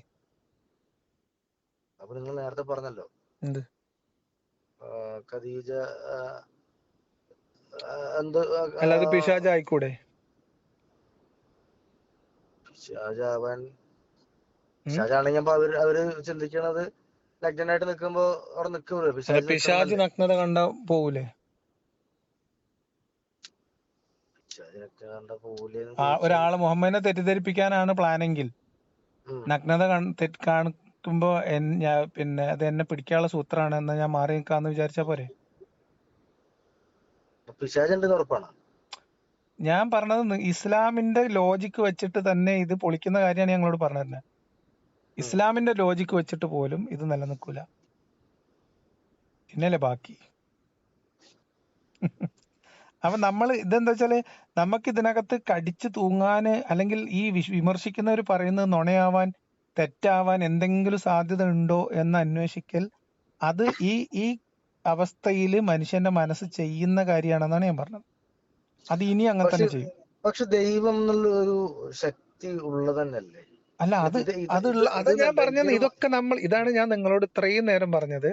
ഇതിങ്ങനെ നമ്മളുടെ മനസ്സിൽ തോന്നിക്കൊണ്ടേയിരിക്കും. ഏതുവരെ? നമ്മളുടെ ഈ പ്രശ്നങ്ങളിൽ നിന്ന് അല്ലെങ്കിൽ ഇതിനൊക്കെ ഉത്തരം കണ്ടെത്തൽ നമുക്ക് നിർബന്ധമാണ് എന്നുള്ളൊരു അവസ്ഥയിൽ എത്തും വരെ. അതുവരെ ഇതിങ്ങനെ തന്നെ തോന്നും. എനിക്ക് ഇതിനകത്ത് റിലേറ്റ് ചെയ്യാൻ പറ്റാത്ത വേറൊരു സംഭവം എന്താ അറിയോ? അത് എന്താന്ന് ചോദിച്ചു കഴിഞ്ഞാൽ ഈ പൈശാചികമായിട്ടുള്ള ഉപദ്രവങ്ങളില്ലേ? ഒരു ഉപദ്രവവും ഇല്ല. ഇതൊക്കെ ഈ അന്ധവിശ്വാസത്തിൽ നിന്ന് ഈ അള്ളാഹുവും അള്ളാഹുവിന്റെ പ്രവാചകൻ എന്ന ഒരു തെളിവില്ലാത്ത അന്ധവിശ്വാസത്തിൽ നിന്ന് ഉരുത്തിരിഞ്ഞു വന്ന പ്രശ്നങ്ങൾ മാത്രമേ ഉള്ളൂ. അപ്പൊ ഓരോ ആളുകളുടെ മേത്ത് ബാധ കയറി ഒരു ബാധയും കേറുന്നില്ല. ഒക്കെ മനുഷ്യന്മാര് പറഞ്ഞുണ്ടാക്കുന്ന അന്ധവിശ്വാസങ്ങൾ. പക്ഷെ അത് കുറെ ഇതുണ്ടല്ലോ, നമുക്ക് കാണാനൊക്കെ പറ്റുന്ന ഇതുണ്ടല്ലോ. ആർക്ക് കാണാൻ പറ്റും? ഏർവാടി പള്ളിയിലൊക്കെ പോയി കഴിഞ്ഞാൽ നമ്മൾ കാണുന്നു. എന്താ ഇതൊക്കെ നിങ്ങൾ വിശ്വസിക്കുകയാണെങ്കിൽ പിന്നെ ഇപ്പൊ ഒന്നും ചെയ്യാനില്ല നമുക്ക് ഇതിനകത്ത്. അല്ല, ഏർവാടിയിൽ പള്ളിയിൽ എന്താ ഉള്ളത്? അല്ല, അവിടെ ആളുകൾ കാണിച്ചു കൂട്ടുന്നത് കണ്ടിട്ടില്ലേ? അവർക്ക് കൂലി കൊടുക്കണ സെന്ററിൽ പണിയെടുക്കുന്ന ആളെ എനിക്കറിയാം. കൂലി കൊടുക്കണ അത് ഈ കാണിച്ചു കൂട്ടണ ഈ ഷോ ഓഫ് കാണിക്കുന്ന ആൾക്കാരില്ലേ, പ്രാന്ത് അഭിനയിക്കുന്നേ, അവർക്ക് കൂലി കൊടുക്കുന്ന, അവർക്ക് ശമ്പളം കൊടുക്കുന്ന ഒരാളെ ഞാൻ പരിചയപ്പെട്ടിട്ടുണ്ട്. ശമ്പളം കൊടുത്തിരുന്ന പണി ചെയ്തിരുന്ന ആള്. അവിടെ ഇത് ആക്ടിങ് ആണ്. രണ്ടും ഉണ്ട്. കുറെ ആൾക്കാർ ആക്ടിങ് ആണ്. അപ്പം ഇതൊക്കെ ശരിയാന്ന് വിചാരിച്ചിട്ട് പാവപ്പെട്ട കുറെ മനുഷ്യന്മാര് അവനവന്റെ കുടുംബത്തിലോ കൂട്ടത്തിലോ ആർക്കെങ്കിലും പ്രാന്തായി കഴിഞ്ഞാൽ അവരെ കൊണ്ടുപോയി ഇതിനകത്ത് തള്ളിയിടും. പ്രാന്തായി കഴിഞ്ഞാൽ അവിടെ കൊണ്ടുപോയി തള്ളിയിടും. അവിടെ നടക്കുന്നത് ഒരു ഭൂരിപക്ഷം, അത് ഒരുപാട് കേസ്. ഞാൻ പറഞ്ഞത് ഇതൊക്കെ ഈ അന്ധവിശ്വാസത്തിന്റെ സൈഡ് എഫക്റ്റുകളാണ്. ഞങ്ങളോട് ഒരു പോയിന്റ് ചോദിക്കാം. നിങ്ങൾ ഈ പറയുന്ന ഷഹാദത്ത് കലിമയാണല്ലോ ഒരു മനുഷ്യന്റെ ഇസ്ലാമിലേക്കുള്ള തെളിവ്. ഞാൻ ചോദിക്കുന്നത്, ഷഹാദത്ത് കലിമയുടെ നമുക്ക് ബോധ്യപ്പെട്ട തെളിവ് എന്താണ്? അത് നിങ്ങൾ വേറെ ഒരാളോട് ചോദിച്ചത് ഞാൻ കേട്ടിരുന്നു. അതിന് തെളിവുണ്ടേ? നമ്മള് സാക്ഷ്യപ്പെടുത്തണമെങ്കിൽ സാക്ഷിയാവണമെങ്കിൽ സാക്ഷ്യപ്പെടുത്തണമെങ്കിൽ നമുക്ക് നമ്മൾ സാക്ഷി പറയുന്ന കാര്യത്തിൽ നമുക്ക് ബോധ്യം വേണം. ആ ബോധ്യം ഉണ്ടോ നമുക്ക്? ആ ബോധ്യം ഉണ്ടെങ്കിൽ ഇപ്പൊ എന്നോട് സംശയം ചോദിക്കേണ്ട ആവശ്യമില്ലല്ലോ. പക്ഷെ ഇതിനകത്ത് ഞാൻ നേരത്തെ പറഞ്ഞ നോക്കൂ, അങ്ങനെ ഒരു പൂർണ്ണ ബോധ്യം നിങ്ങൾക്ക് ഉണ്ടെങ്കിൽ നിങ്ങൾക്ക് ഈ സംശയം ഉണ്ടാവില്ലല്ലോ. ഉണ്ടാവോ? ഈ ബോധ്യം ഉണ്ടെങ്കിൽ സംശയം ഉണ്ടാവില്ലല്ലോ. അതായത് നിങ്ങളുടെ ഷഹാദത്തിന്, നിങ്ങൾ ചൊല്ലിയ ഷഹാദത്ത് കലിമയ്ക്ക് മുഹമ്മദ് ദൈവത്തിന്റെ പ്രവാചകനാണ്, അള്ളാഹു ആണ് ഈ പ്രപഞ്ചത്തിന്റെ സൃഷ്ടാവായ ദൈവം എന്ന് നിങ്ങൾക്ക് പൂർണ്ണ ബോധ്യം ഉണ്ടെങ്കിൽ പിന്നെ നിങ്ങൾക്ക് അതിൽ സംശയം ഉണ്ടാവോ? ഉണ്ടാവില്ലല്ലോ. അപ്പൊ നിങ്ങളെ അപ്പൊ ഒരു മിനിറ്റ്, അത് നിങ്ങൾക്ക് ബോധ്യമില്ലാത്തത് എന്തുകൊണ്ടാ വെച്ചാൽ നിങ്ങൾക്ക് ബോധ്യമില്ലാത്തതുകൊണ്ടാണ്, ആരെയും കുറ്റമൊന്നുമല്ല. അപ്പൊ പഠിച്ചു വന്നാണ്. അപ്പൊ ഈ ലോകത്തുള്ള ഏത് മുസ്ലിമിനോട് ചോദിച്ചാലും അവരുടെ ഉത്തരം അത് തന്നെ ആയിരിക്കും. അതെ. അങ്ങനെയെങ്കിൽ ഈ പറയപ്പെടുന്ന എന്താ പറയാ എല്ലാ വിശ്വാസികളുടെ ഷഹാദത്ത് കലിമ എന്ന് പറഞ്ഞത് കള്ളസാക്ഷിയല്ലേ? ഷഹാദത്ത് കലിമ അതായത് നബി പ്രവാചകനാണെന്ന് വിശ്വസിക്കുന്നു എന്നല്ലേ? അതെ, വിശ്വസിക്കുന്നല്ലോ. അല്ല, മനസ്സിൽ ഉറപ്പിച്ച് നാവ് കൊണ്ട് വെളിവാക്കി പറയാണ് ചെയ്യാ. അതെ, അങ്ങനെയല്ലേ? അതെ, നമ്മള് ഉറപ്പിക്കുന്നത്. ഇപ്പൊ നമ്മളോട് ഇപ്പോ ഷഹാദത്തിനെ കുറിച്ചിട്ട് ഉദാഹരണത്തിന് നിങ്ങൾ എന്നോട് പറയുന്നു, നിങ്ങൾ എന്നെ പഠിപ്പിക്കുന്നു, ഇതാണ് നമ്മുടെ വഴി അല്ലേ? ഇതാണ് നമ്മുടെ വഴി, ഇതാണ് നമുക്കുള്ളൊരു അതല്ല ബോധ്യം. അതല്ല അതല്ല ആ അപ്പൊ മുഹമ്മദ് നബി ഞാനത് ദൈവത്തിന്റെ വിശ്വസിക്കുകയാണ്. പ്രവാചകനാണ് എന്ന് വിശ്വസിക്കുന്നതിന്റെ ഉം. തെളിവെന്താണ്? തെളിവുകളാണല്ലോ ഈ ഖുർആനിലും ഇതിലൊക്കെ പറയുന്നത്. എന്താ ഖുർആനിൽ പറഞ്ഞത്? ഇപ്പൊ കുറെ അത്ഭുതങ്ങൾ കാണിച്ചു എന്നൊക്കെ പറയുന്നില്ലേ? ആര് പറഞ്ഞു? എന്തത്ഭുതം? ഇപ്പൊ നബിയുടെ വിയർപ്പിന് സുഗന്ധത്തിന്റെ മണമാണെന്നും സുഹൃത്തെ, ഇത് ഈ നിഴലില്ലായിരുന്നു. അതിപ്പോ നമ്മള് ഇയാള് പറയണില്ലേ, എന്താണ് അയാളുടെ പേരെന്തായിരുന്നു, നമ്മുടെ വീരാനൗലിയപ്പാപ്പ, അമ്പംകുന്ന് വീരാനൗലിയപ്പാപ്പ കുറെ കറാമത്ത് കാണിച്ചിട്ടുണ്ട്. നിങ്ങൾ വിശ്വസിക്കണ്ടോ? നമ്മള് മുഹമ്മദ് ദൈവത്തിന്റെ പ്രവാചകനാണ് എന്നതിന് നിങ്ങളടുത്ത് തെളിവുണ്ടോന്നാണ് ഞാൻ ചോദിക്കുന്നത്. എന്റെ അടുത്ത് തെളിവുണ്ടാവില്ലല്ലോ, ഞാൻ ആ തെളിവില്ല. കാലഘട്ടത്തിൽ ഈ തെളിവില്ലാത്തത് കൊണ്ടാണ് നിങ്ങൾക്ക് സംശയം. അങ്ങനെ തന്നെയാണ് അതെ, എല്ലാവരുടെ അത് അവസ്ഥയും. പോയിന്റാണ്. അതെ, എല്ലാവരുടെ കാരണം നമുക്ക് അവസ്ഥയും. പിന്നെ എങ്ങനെയാണ് ഇത് സംശയമുള്ളത് വിശ്വസിക്കുന്നത്? ഞാൻ പറഞ്ഞുതരാം. പിന്നെ എങ്ങനെയാണ് ഇത് വിശ്വസിക്കുന്നത്? മുഹമ്മദ് നബി വിശ്വസിച്ചതല്ല, മുഹമ്മദ് നബിയാണ് ഇതിന്റെ സൂത്രധാരൻ. ഓക്കെ, മുഹമ്മദ് നബി ഒരു കഥ പറയുന്നു. ആ കഥ വിശ്വസിക്കുന്ന കുറെ പേര് കൂടെ കൂടുന്നു. അതിന് മുഹമ്മദ് നബിക്ക് ഭാര്യയുടെ സപ്പോർട്ട് ഉണ്ടാവുന്ന, ഭാര്യയുടെ അമ്മാവന്റെ സപ്പോർട്ട് ഉണ്ടാവുന്നു. ഈ കഥ കേട്ട് കുറച്ചു പേര്, അതായത് 13 വർഷം ദൈവത്തിന്റെ പ്രവാചകൻ, അതായത് ലൈവായിട്ട് വഹി ഇറങ്ങിക്കൊണ്ടിരിക്കുന്ന കാലത്ത് മുഹമ്മദ് നബി ജീവിച്ചിട്ട് ആ ചുറ്റിലുണ്ടായിരുന്ന മനുഷ്യരിൽ നിന്ന് 100-ൽ താഴെ മനുഷ്യരാണ് 13 വർഷം കൊണ്ട് മുഹമ്മദിനെ വിശ്വസിച്ചത്. അറിയാം നമുക്ക് കഥ? അതിൽ ഉമറുണ്ട്. ഉണ്ട് 100-ൽ താഴെ ആൾക്കാർ. അപ്പൊ അത് ഇന്ന് അതിൽ വല്ല അത്ഭുതമില്ല. ഇന്നിപ്പോ നാളെ നിങ്ങൾ വന്നിട്ട് നാളെ നിങ്ങൾക്ക് ഒരു വിലായത്ത് ഉണ്ടെന്നോ, അല്ലെങ്കിൽ നിങ്ങൾക്ക് ഒരു സ്വപ്നം കിട്ടിയെന്നോ, അല്ലെങ്കിൽ നിങ്ങൾ എന്തെങ്കിലും ഒരു കഥ പറഞ്ഞിട്ട്, അതായത് കാദിയാനി, അതായത് നിങ്ങൾ ആലോചിക്കുക, അതായത് മുഹമ്മദ് നബി ഖാത്തിമുൻ നബിയാണ്, അന്ത്യപ്രവാചകനാണ് എന്ന് വിശ്വസിച്ച് പഠിപ്പിച്ച സമൂഹമാണ് മുസ്ലിം സമൂഹം. അത് കഴിഞ്ഞിട്ട് പിന്നെ പ്രവാചകത്വം അവസാനിച്ചിട്ടില്ലെന്നും എനിക്ക് വഹി കിട്ടി എന്ന് പറഞ്ഞിട്ട് ഒരു കാദിയാനി വന്നു. അവരെയാണ് പിന്നെ അഹമ്മദ് എന്തോരു മിർസ അഹമ്മദ് കാദിയാനി എന്ന് പറഞ്ഞിട്ട്. അയാളെ വിശ്വസിച്ച ഒരു ജനസമൂഹം ഉണ്ടായി, അവരാണ് കാദിയാനികൾ. അതായത് നബിക്ക് ശേഷം പിന്നെ വഹിയില്ല എന്നും അന്ത്യപ്രവാചകനാണ് മുഹമ്മദ് നബി എന്നും വിശ്വസിക്കുന്ന സമൂഹത്തിനകത്ത് നിന്ന് ഞാൻ പ്രവാചകനാണ്, എനിക്ക് പ്രവാചകത്വം കിട്ടി, എനിക്ക് വഹി കിട്ടി എന്ന് പറഞ്ഞിട്ട് ഒരാൾ വന്നപ്പോ അത് സ്വീകരിക്കുകയും അയാളെ അംഗീകരിക്കുകയും അയാളെ പ്രവാചകനായി കാണുകയും ഇന്ന് അയാൾക്ക് ലോകത്തെമ്പാടും വേരുകളുള്ള ഒരു സംഘമായിട്ട് അവർ മാറുകയും ചെയ്തിട്ടുണ്ട്, ഒരു വിഭാഗമായിട്ട്. എനിക്കറിയുന്ന ആളുകളുണ്ട്. അപ്പോ അവരും നമ്മൾ നിസ്കരിക്കണം ചെയ്യും തന്നെയാണ്. ആയിക്കോട്ടെ എന്ന് ഞാൻ പറഞ്ഞത്, ഇസ്ലാമിന്റെ അടിസ്ഥാനല്ലേ ഖാത്തിമുൻ നബി. നുബുവത്ത് കഴിഞ്ഞില്ലേ മുഹമ്മദ് നബിയോട് കൂടി.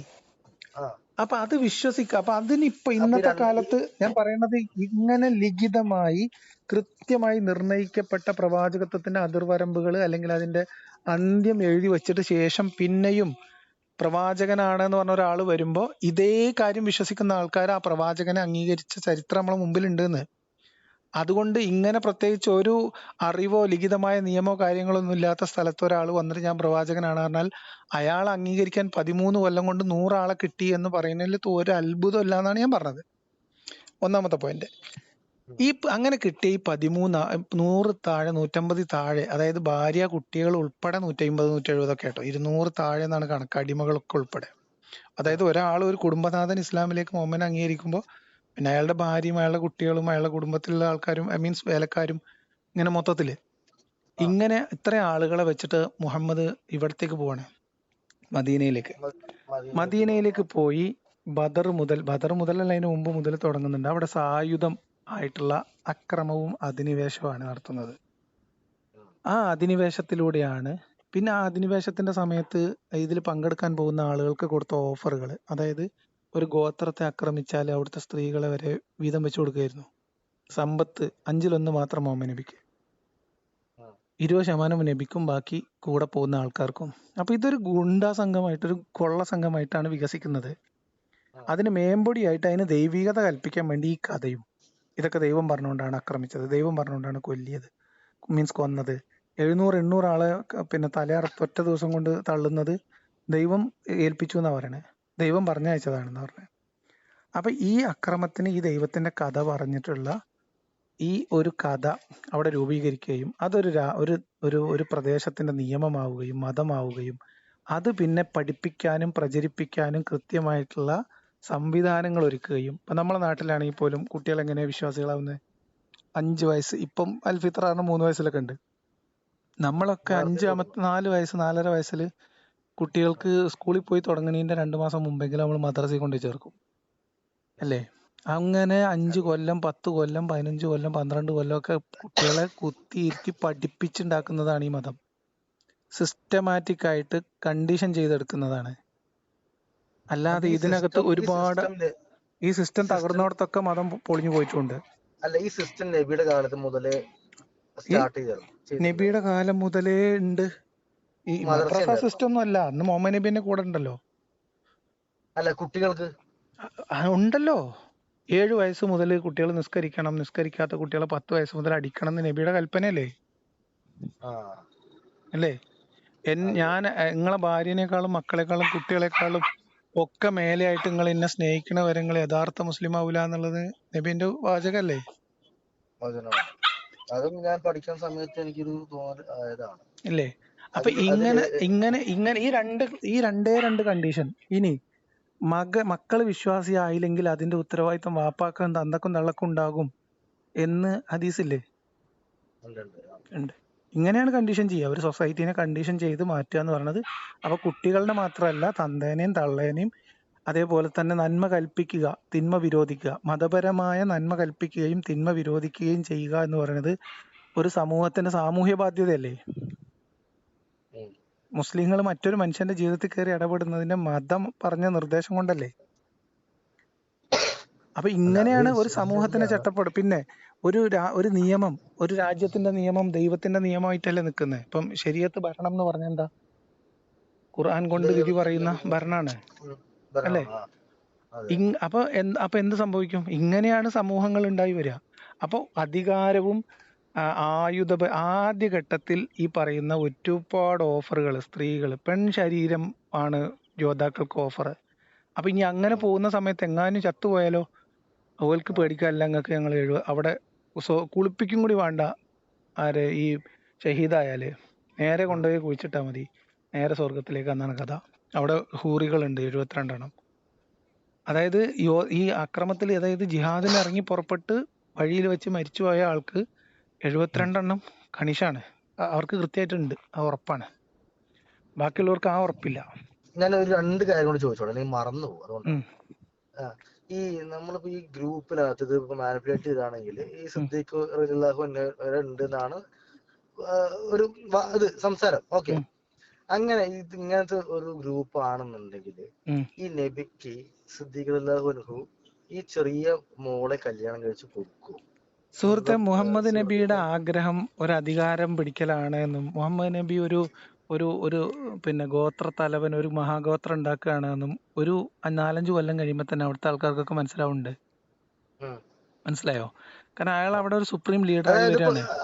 പറയട്ടെ. അതായത് നബി ഉദ്ദേശിക്കുന്നത് ചെറിയ ഗോത്രമല്ല, ഒരു അല്ല, വൈൽഡായിട്ട്. ആ പ്രദേശത്ത് മുഴുവൻ കീഴ്പ്പെടുത്തുക എന്നുള്ളത് മുഹമ്മദ് നബി.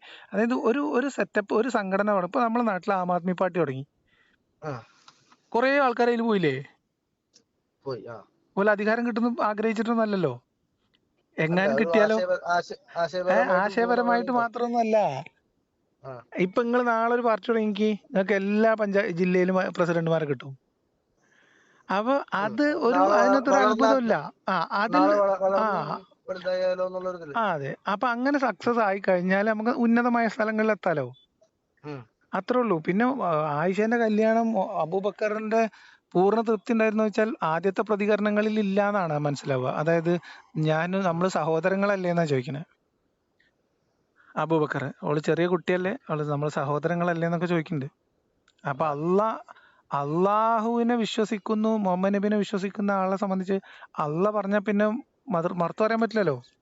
പക്ഷെ ഇത് മാനവികത ആണെന്നുണ്ടെങ്കിൽ സിദ്ദീഖ് അറിയാലോ, ഇത് അള്ളാഹ് പറഞ്ഞിട്ടില്ല. അത് എല്ലാരും അങ്ങനെ ആയിക്കോളും നിർബന്ധമില്ല എന്നാ ഞാൻ പറഞ്ഞേ. ഇത് വിശ്വസിക്കാൻ ആളുണ്ടാവും, അപ്പൊ വിശ്വസിക്കുന്നവരുണ്ടാകും. അവരങ്ങനെ മുഹമ്മദ് നബി പറഞ്ഞ കാര്യങ്ങൾ വിശ്വസിച്ചവരായിരിക്കും കുറെ പേര് ആ വിശ്വാസത്തിൽ മുതലെടുക്കുന്നവരുണ്ടാവും. കുറെ പേര് ഇതിന്റെ കൂടെ നടന്ന കിട്ടുന്ന കാര്യങ്ങളുണ്ടാവും. ഇത് നമുക്ക് ആൾക്കാരെ വേർതിരിച്ചറിയാനൊന്നും പറ്റില്ല. ഇനിയിപ്പോ മുഹമ്മദ് നബി പറയണത് ഉടായിപ്പാണ്, കള്ളത്തരാണെന്ന് അറിയാമെങ്കിലും മുഹമ്മദ് ഒരു നല്ല നിലയിൽ എത്തുകയാണെങ്കിൽ, ഒരു അധികാരത്തിൽ എത്തുകയാണെങ്കിൽ അതിന്റെ കൂടെ നിൽക്കേണ്ട ഒരാളാണെന്ന് തോന്നിയാൽ അത് കൂടെ അവനവന്റെ നിൽക്കുന്നു. ബോധ്യം മറച്ചു വെക്കുന്നതിൽ എന്താ കുഴപ്പം? അതിനെ വിശ്വസിക്കുന്നു എന്ന് തോന്നിയാലേ കൂടെ കൊണ്ടുപോകാൻ പറ്റുള്ളൂ. ഇപ്പൊ നിങ്ങൾക്ക് വിശ്വാസം ഇല്ലെങ്കിലും നിങ്ങൾക്ക് വിശ്വാസം ഉണ്ട് നിങ്ങൾ അഭിനയിക്കേണ്ടി വരൂലേ? അങ്ങനെ കുറെ കാര്യങ്ങളുണ്ട്. അപ്പൊ ഇതിൽ നമ്മൾ ഈ 21-ാം നൂറ്റാണ്ടിൽ ഇരുന്നിട്ട് പോലും ഇങ്ങനത്തെ അത്ഭുതങ്ങളൊക്കെ എന്ന് പറഞ്ഞാൽ എന്നെ സംബന്ധിച്ചത് വളരെ തമാശയാണ്. നിങ്ങൾ ഇപ്പൊ അതേ സമയത്ത് നിങ്ങൾ അനുഭവിക്കുന്ന പ്രയാസം നിങ്ങളുടെ ആ അവസ്ഥ എനിക്ക് മനസ്സിലാവും. ഇത് അതിനകത്ത് ഒരു പ്രത്യേകിച്ച് ഒരു ഒന്നും ഒരു ചെയ്യാനില്ല. ഒരു കാര്യം കൂടി ചോദിച്ചോട്ടെ. ഉം, ഈ ഞാൻ നിങ്ങളുടെ തന്നെ വേറൊരു വീഡിയോ കേട്ടിട്ടുണ്ട്. ഈ ഉം, ഫാത്തിമ റളിയല്ലാഹു അല്ല ആയിഷ റളിയല്ലാഹു അൻഹും ഉം. അലി റളിയല്ലാഹു അവരും ഈ നബിയുടെ കാലശേഷം ഉം. ശത്രുതയിലായിരുന്നു എന്നോ ഇവിടെ കാലശേഷം അല്ല, അതിന്റെ മുമ്പ് തന്നെ പോലെ തമ്മിൽ പ്രശ്നങ്ങളുണ്ട്. ആണെന്തോ ഞാൻ കേട്ടിരുന്നു. അതിന്റെ സത്യാവസ്ഥ എന്താണെന്ന് പറഞ്ഞു. അതിന്റെ സത്യാവസ്ഥ എന്താ? ആ, അലി ആയിഷയും തമ്മിൽ കുറെ പ്രശ്നങ്ങളുണ്ടായിരുന്നു. പ്രത്യേകിച്ച് സഫാൻ സംഭവമൊക്കെ ആയിട്ട് ബന്ധപ്പെട്ട് കുറെ പ്രശ്നങ്ങൾ അവർ തമ്മിലുണ്ട്. പിന്നെ ഫാത്തിമയും ആയിഷയും തമ്മിൽ കുറെ പ്രശ്നങ്ങളുണ്ട്. ഉമർ അതിന്റെ പ്രശ്നം കൊണ്ട് ഉമറും പിന്നെ ഫാത്തിമയും തമ്മിൽ പ്രശ്നങ്ങളുണ്ട്. പ്രത്യേകിച്ച് ഉമറിന്റെ ഒക്കെ ഗൂഢാലോചനയുടെ ഭാഗമായിട്ടാണ് ഉമർ അല്ല ഖലീഫ വന്നത്. പിന്നെ അള്ളാഹിന്റെ റസൂലിന്റെ പിൻഗാമിയായിട്ട് വന്ന ഖലീഫയെ അള്ളാഹിന്റെ റസൂലിന്റെ മകൾ അംഗീകരിച്ചിരുന്നില്ല. മനസ്സിലായോ? അള്ളാന്റെ മനസ്സിലായില്ല. മുഹമ്മദ് നബി അള്ളാഹിന്റെ റസൂലാണെന്നാണ് വെപ്പ്. ആ അള്ളാഹിന്റെ റസൂലിന്റെ അനുയായിയായിട്ട് അതിന്റെ അടുത്ത ഒരു ആളായിട്ട് വന്ന ഖലീഫയെ, ഒന്നാമത്തെ ഖലീഫയെ എന്തേ ഒരു മിനിറ്റ്, ഞാൻ ഇവിടെ പുറത്തുണ്ട് റോട്ടിൽ. അപ്പോ അങ്ങനെ ഒന്നാം ഖലീഫയായി വന്ന ആളിനെ മുഹമ്മദ് നബിയുടെ മകളായ ഫാത്തിമ അംഗീകരിക്കാത്തതിന്റെ പേരിലാണ് മുഹമ്മദ് നബിയുടെ മകളെ കൊല്ലുമെന്ന് ഉമർ വെല്ലുവിളിക്കുന്നത്, വാതിൽ ചവിട്ടി പൊളിക്കുന്നത്. അങ്ങനെ പരിക്ക് പറ്റിയിട്ടാണ് ഫാത്തിമ മരിക്കുന്നത്. മനസ്സിലായോ? അങ്ങനെ പരിക്ക് പറ്റിയാണ് മരിക്കുന്നത്. ആണ്. മുഹമ്മദ് നബിന്റെ മകള് ഫാത്തിമ മരിച്ച സമയത്ത് ആയിഷ വന്നിട്ടില്ല, അബൂബക്കർ വന്നിട്ടില്ല, ജനാസ നിസ്കരിച്ചിട്ടില്ല. പക്ഷെ മരിക്കുന്ന ഒരു മാസം മുന്നേ പറഞ്ഞു. അതൊക്കെ പിന്നെ പറയണ ഹദീസല്ലേ. കൊലപാതകം ഞാൻ കൊന്നതാണെന്ന് പറയാൻ പറ്റില്ലല്ലോ. അപ്പൊ ആ മരണം പണ്ടേക്കും പണ്ടേ നബി പറഞ്ഞിരിക്കുന്നു എന്ന് പറയല്ലേ. അല്ല, ഒരു മാസത്തിനുള്ളിൽ അലിനോട് പറയണ്ട് ഞാൻ മരിക്കാറായി, ആര് പറഞ്ഞു? ഞാൻ മരിച്ച് ഫാത്തിമ പറഞ്ഞിട്ടുണ്ടെന്നാണ് കഥകളിൽ കേട്ടിട്ടുള്ളത്. ഹദീസുകളല്ലേ. അത് സ്വാഭാവികല്ലേ. ഇപ്പൊ ഒരാള് തന്തേനെ കൊന്നിട്ട് സമാധിയാക്കിയാൽ തന്ത സമാധിയെ കുറിച്ച് മുൻകൂട്ടി പറഞ്ഞിരുന്നു മക്കള് പറയണില്ല, എന്തെങ്കിലും അത്ഭുതമുണ്ടോ? അതല്ല ഞാൻ ചോദിക്കട്ടെ, ഇതൊക്കെ ഞങ്ങൾ ഇവിടെ പൊതുവെ പഠിച്ചു വരുന്ന ഒരു ബുക്കുകള്, ഈ കൂടുതലുള്ള ആളുകൾ അറിയാത്ത ഈ അറിവുകൾ നിങ്ങൾക്ക് ഏത് ബുക്കിന്? എല്ലാതും നമ്മൾ ഈ പുസ്തകങ്ങളിലുണ്ട്. ഈ പുസ്തകം മര്യാദക്ക് വായിക്കൂലാത്തോണ്ടാണ്. ഇപ്പൊ നിങ്ങള് ഒരാളോട് ചോദിച്ചിട്ട് നിങ്ങളൊരു ആത്മാർത്ഥമായിട്ടുള്ള ഒരു സുഹൃത്തിനെ വിളിച്ചിട്ട് ആദ്യം പോയിട്ട് നിങ്ങള് പിന്നെ മുഹമ്മദ് നബിക്ക് സ്ത്രീകളെ പിന്നെ വീതം മീൻസ് വകയിരുത്തി കൊടുക്കുന്ന നബിക്ക് അനുവദിച്ചു കൊടുക്കപ്പെട്ട സ്ത്രീകളുടെ ലിസ്റ്റ് ഖുറാനിലുണ്ട്. നിങ്ങൾ കണ്ടിട്ടുണ്ടോ? എളാപ്പാന്റെ മക്കള്, മൂത്താപ്പാന്റെ മക്കള്, അമ്മായിന്റെ മക്കള്, അമ്മോന്റെ മക്കള് ഓലെയൊക്കെ നബിക്ക് അനുവദിച്ചിരിക്കണേ. പിന്നെ ആരെങ്കിലും ഒരാൾ ശരീരം ദാനം ചെയ്യാൻ വന്ന ഓലെ അനുവദിച്ചിരിക്കണേ. നിങ്ങൾ ഖുർആൻ വായിച്ചിട്ട് കണ്ടിട്ടുണ്ടോ? എത്ര കാലമായിട്ട് അത് ഖുറാനിലുള്ളതാണേ. അത് ഖുറാനിൽ തന്നെ ഉള്ളതാണ്. നമ്മൾ വേറെ എവിടുന്നും കുഴിച്ചെടുക്കുന്നതല്ല, ഖുറാനിലുള്ളതാണ്. ഇപ്പൊ നിങ്ങൾ പോയിട്ട് 33-50 മറിച്ച് നോക്കി. അപ്പൊ അതേപോലെ തന്നെയാണ് നിങ്ങളോട് ഉസ്താദ്, ഞാൻ സിമ്പിൾ ആയിട്ട് പറഞ്ഞുതരാം. നിങ്ങളോട് ഉസ്താദ് പറഞ്ഞില്ലേ ആ ഖുറാൻ പരിഭാഷ ഇവിടെ വെക്കണ്ട, അത് വെച്ചാ പിന്നെ പുലിവാലാണ്, എവിടെ കിട്ടിയ അവിടെ കൊണ്ടുവച്ചോളാന്ന്. അതെന്തുകൊണ്ടാ? ഒറ്റക്ക് വായിച്ചാ ഈ ഖുറാൻ വചനങ്ങൾ കാണും. നേരെ മറിച്ച് ഉസ്താദ്മാര് പറഞ്ഞു തരുന്ന ഖുറാൻ കേൾക്കുകയാണെങ്കിൽ ഒരു തെരഞ്ഞെടുത്ത് പറയണേലേ ഉണ്ടാവുള്ളൂ. ഞാൻ ചോദിച്ചത് ഖുർആന്റെ അല്ല, ഈ ഫാത്തിമേനെ ഉപദ്രവിച്ചു എന്നുള്ള പറയുന്നല്ലോ, അതൊക്കെ ഇസ്ലാമിന്റെ ചരിത്രങ്ങളിലും ഹദീസുകളിലും ഉണ്ടെന്നേ. അല്ല, അങ്ങനെ ഏത് ബുക്കിലാണെന്ന് അറിയാനായിരുന്നു ഞാൻ. ഇതൊക്കെ ഖുറാൻ താരിഖ് തബരിയൊക്കെ വായിച്ചാൽ അതൊക്കെ വലിയ പുസ്തകങ്ങളാണ്. അതൊക്കെ വായിച്ചാൽ കിട്ടും. ഇബ്നു സഅദിന്റെ പുസ്തകത്തിലുണ്ട്, കുറെ പുസ്തകങ്ങളിലുണ്ട്. നമ്മളെ നാട്ടിൽ ഇതൊന്നും വായിക്കൂലല്ലോ, കൊടുക്കൂലല്ലോ. അപ്പൊ മുഹമ്മദ് നബിന്റെ മകള് പിന്നെ കൊന്നതാണ്. ഉമറിന്റെ ആ പരിക്ക് പിന്നെ വാതിൽ ചവിട്ടി പൊളിച്ചു എന്നുള്ളതും അത്രയുണ്ട്. അറിയോ ഇനി ഉമറിന്റെ എന്നിട്ട് ഈ ഉമറിനെ ഒരാൾ കൊലപ്പെടുത്തുന്നുണ്ട്. ഉമറിന്റെ ഘാതകനെ അലിയാണ് രക്ഷിച്ചത് എന്നാണ് കഥ, ചരിത്രം. ആ ഉമറിന്റെ ഘാതകനായിട്ടുള്ള ആളെ അലി അവിടെ നിന്ന് രക്ഷിച്ചു കൊണ്ടുപോയി എന്നും മീൻസ് രക്ഷപ്പെടാൻ അവസരം ഉണ്ടാക്കി കൊടുത്തു എന്നും. അങ്ങനെ ഉമറിനെ കൊന്ന ഘാതകനാണ് ഷിയാക്കളുടെ നേതാവ്. മീൻസ് ഏറ്റവും വലിയ പെരുന്നാൾ ഉമറിനെ കൊന്ന ദിവസമാണ്. ഉമറിനെ കൊന്ന ദിവസമല്ല, ഉമറിനെ കൊന്ന ആളെ പിന്നെ അയാളുടെ മരണ ദിവസം. അത് ഭയങ്കര വിലാപമാണ് അവിടെ. മീൻസ് ആ വിലാപം വേറെയാണ്. വിലാപം കർബലയുടേതാണ്, ഹുസൈന്റെ മരണമാണ്. ഇത് ഭയങ്കര ആഘോഷമാണ് അവിടെ. അയാളവിടെ വലിയ ലീഡർ, വലിയ നേതാവാണ്. വലിയ ഒരു ഷെയ്ഖിന്റെ സ്ഥാനാണ് ഈ ഉമറിനെ കൊന്ന ആൾക്ക്. മനസ്സിലായോ? ചോദിക്കുന്നത് അപ്പൊ ഈ അലി റളിയല്ലാഹുവിന്റെ പാരമ്പര്യമാണോ ഈ അലിയുടെ പാരമ്പര്യം അംഗീകരിക്കുന്ന ആളുകളാണ് ഇസ്ലാമിൽ. അലിയാണ് ഷിയാക്കളുടെ ബാങ്കൊന്ന് കേട്ടാൽ മതി. അത് അഷ്ഹദു അല്ലാ ഇലാഹ ഇല്ലല്ലാഹ് അഷ്ഹദു അന്ന മുഹമ്മദ് റസൂലുള്ളാഹ് കഴിഞ്ഞിട്ട് പിന്നെ അലിയും വലിയുള്ള എന്നാണ്, ഹയ്യ അല സലാത്തിന് മുമ്പ്. അങ്ങനെ നമുക്കറിയാത്ത കുറെ കഥയുണ്ട്. എന്നിട്ട് ഈ അധികാരം കറങ്ങി തിരിഞ്ഞ് എവിടുക്കാ പോയത് നിങ്ങൾക്കറിയോ?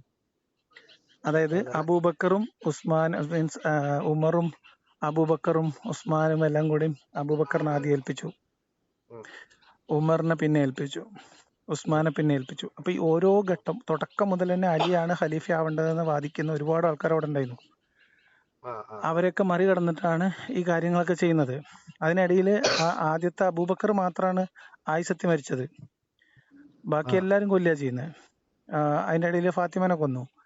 എന്നിട്ട് കറങ്ങി തിരിഞ്ഞിട്ട് ഈ അധികാരം അലിയുടെ മരണത്തോടു കൂടി പിന്നെ ചെന്നെത്തുന്നത് മുആവിയയുടെ മകൻ, അതായത് മുആവിയയിലേക്കാണ്. അബൂ സുഫിയാന്റെ മകൻ. ആരാ അബൂ സുഫിയാൻ? മുഹമ്മദ് നബി 23 കൊല്ലം പോരാടിയ ശത്രുവിന്റെ മകന്റെ അടുത്തേക്കാണ് ഈ സാധനം ചെല്ലുന്നത്. മനസ്സിലായോ? ആ മകനാണ് മുഹമ്മദ് നബിന്റെ ഒരു പേരക്കുട്ടിനെ കൊല്ലുന്നത്. അയാളുടെ മകന് യസീദാണ് അടുത്ത പേരക്കുട്ടിനെ കൊല്ലുന്നത്. മനസ്സിലായോ? അപ്പൊ ഇങ്ങനെ കഥകൾ അങ്ങനെ കിറക്കാണ്. ഇത് ഒരു ബാഹുബലി കഥയാണ്.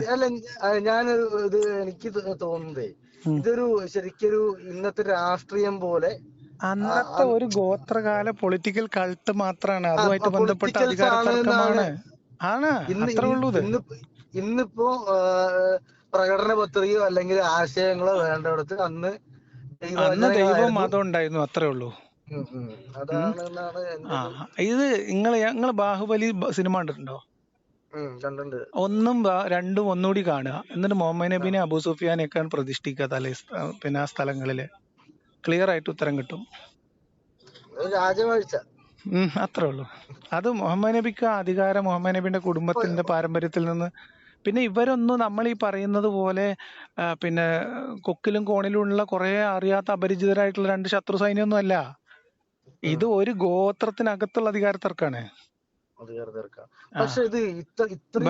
എളാപ്പ മൂത്താപ്പ മക്കളാണ്. ഒരു 2-3 പരമ്പര അങ്ങോട്ട് പോയ ഒക്കെ എളാപ്പ മൂത്താപ്പ വല്യപ്പ മൂത്താപ്പ മക്കളാണ്. അതല്ല ഞാൻ ചോദിക്കുന്നത്, ഇത് ഇത്രയും പ്ലാൻഡ് ആണെന്നുണ്ടെങ്കിൽ അല്ലെങ്കിൽ ഇത്രയും വർഷങ്ങൾ നീണ്ടു നിൽക്കണമെങ്കിൽ അതിനർത്ഥം അത്രയും ഒരു ദൃഢമായിട്ടുള്ളൊരു എന്താ പറയാ ഒരു അതിങ്ങനെയാണ് കണ്ടീഷൻ ചെയ്യണമെന്ന്. ഒരു സ്ട്രക്ചറും ഇല്ലാത്ത ഹിന്ദുമതം 4000-5000 കൊല്ലായിട്ട് ഇവിടെ അല്ലേ? ഒരു സ്ട്രക്ചറും ഇല്ല, ഒരു നിർബന്ധവും ഇല്ല. എന്റെ ആചാരം പാരമ്പര്യം വിശ്വാസം ഇവിടെ അല്ലേ ഇന്ന്? ഇപ്പൊ നമ്മളെ പോലെ കടും പിടുത്തവും അങ്ങനെ ചെയ്തേ ഇങ്ങനെ ചെയ്തേ പറ്റുള്ളൂ, അല്ലെങ്കിൽ അങ്ങനെ ആക്കണം, അങ്ങനെ ഒന്നും ഇല്ലല്ലോ. കൾച്ചറൽ ആയിട്ട് ആയിരക്കണക്കിന് വർഷങ്ങളായിട്ട് നിലനിൽക്കുന്ന എത്രയോ മതങ്ങളുണ്ട്. വിശ്വാസമായിട്ട് പഠിച്ചു വന്നു കഴിഞ്ഞാൽ പിന്നെ അതങ്ങനെ പ്രചരിക്കും. അത് പരമ്പരാഗതമായിട്ട് ജന്മത്തിലൂടെ ജന്മം കൊണ്ട് പകരും. അസുഖാണ് മതം. അത്രേ ഉള്ളൂ. അതെ, നമ്മളെ ഉമ്മയും വാപ്പയും നമ്മളെ പഠിപ്പിച്ചതാണ് നമ്മളുടെ ആരാധനയും വിശ്വാസവും കഥയും. ഇസ്ലാമിലാവുമ്പത്തേക്ക് അത് കുറച്ചുകൂടി വ്യവസ്ഥാപിതമായിട്ട് അതിന് സംഘടിതമായിട്ടുള്ള ഒരു രീതികളുണ്ട്. മദ്രസ അധ്യാപനം അല്ലേ, പിന്നെ ഉമറാക്കൾ എന്ന് പറഞ്ഞ വേറൊരു ഇങ്ങനെ മേൽനോട്ട സമിതി, പള്ളി കമ്മിറ്റി, മനുഷ്യന്റെ ജീവിതത്തിൽ എല്ലായിടത്തും ഒരു കുട്ടി സുന്നത്ത് കഴിക്കാത്ത ഒരു കുട്ടി, ഇപ്പൊ നിങ്ങളെ കുടുംബത്തിലൊരു കുട്ടി 6 വയസ്സ് 7 വയസ്സായിട്ട് സുന്നത്ത് കഴിച്ചിട്ടില്ല എന്ന് വിചാരിച്ചോ, ഉം. നിങ്ങൾക്ക് പുറത്തിറങ്ങി നടക്കാൻ പറ്റുമോ? ഇല്ല.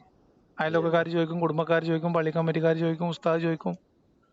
അപ്പൊ എന്താ ഈ ചോദ്യത്തിനൊക്കെ മറുപടി നല്ല ഈ ചെറുക്കൻ്റെ മുറിച്ച് കളയുന്നതാണെന്ന് തോന്നും, പോയി മുറിച്ച് കളയും. ഈ അതാണ് ജീവിതം. അതുകൊണ്ടാണ് ഇപ്പൊ വിശ്വാസം നഷ്ടപ്പെട്ട ആൾക്കാർക്ക് പോലും ആ വിശ്വാസം നഷ്ടപ്പെട്ടു എന്ന് പരസ്യമായിട്ട് പറയാൻ ധൈര്യമില്ലാത്ത എന്തുകൊണ്ടാ? പിന്നെ മനസ്സമാധാനമായിട്ട് ജീവിക്കാൻ പറ്റൂല.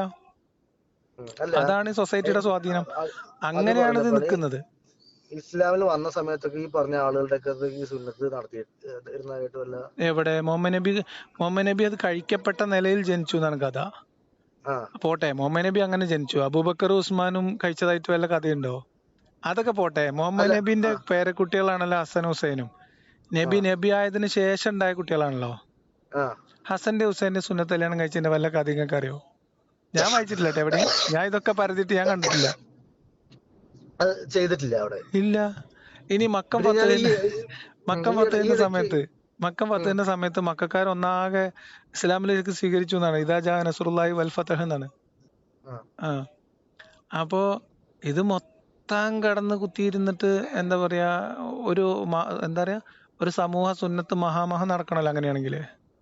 അതെ ആ നടന്നതായിട്ട് അല്ല, ചരിത്രമില്ല. അതൊക്കെ അങ്ങനെ പറഞ്ഞിട്ടുണ്ട് മില്ലത്ത് ഇബ്രാഹിം. പിന്നെ കുറെ സാധനങ്ങളൊക്കെ കുറെ രാജാക്കന്മാര് തോന്നും പോലെ കൂട്ടിച്ചേർത്തിട്ടുണ്ട്. ഹദീസിൽ നിന്ന് പരതി എടുത്ത് ഗവേഷണം ചെയ്തെടുത്തിട്ട് ചില കാര്യങ്ങളൊക്കെ ഉണ്ടാക്കി കൊണ്ടുവരും. അങ്ങനെയാണല്ലോ. അപ്പൊ എന്തായാലും നിങ്ങൾ നോമ്പുറക്കണില്ലേ? പാങ്ക് കൊടുത്തു. ഇല്ല. ആയിക്കോട്ടെ, എന്തായാലും ഇനി സംസാരിക്കാം. ഓക്കെ ഓക്കെ, എന്തെങ്കിലും ഡൗട്ട് തരാൻ ശരി വിളിക്കാം. ശരി ശരി, ഓക്കെ. ശരി.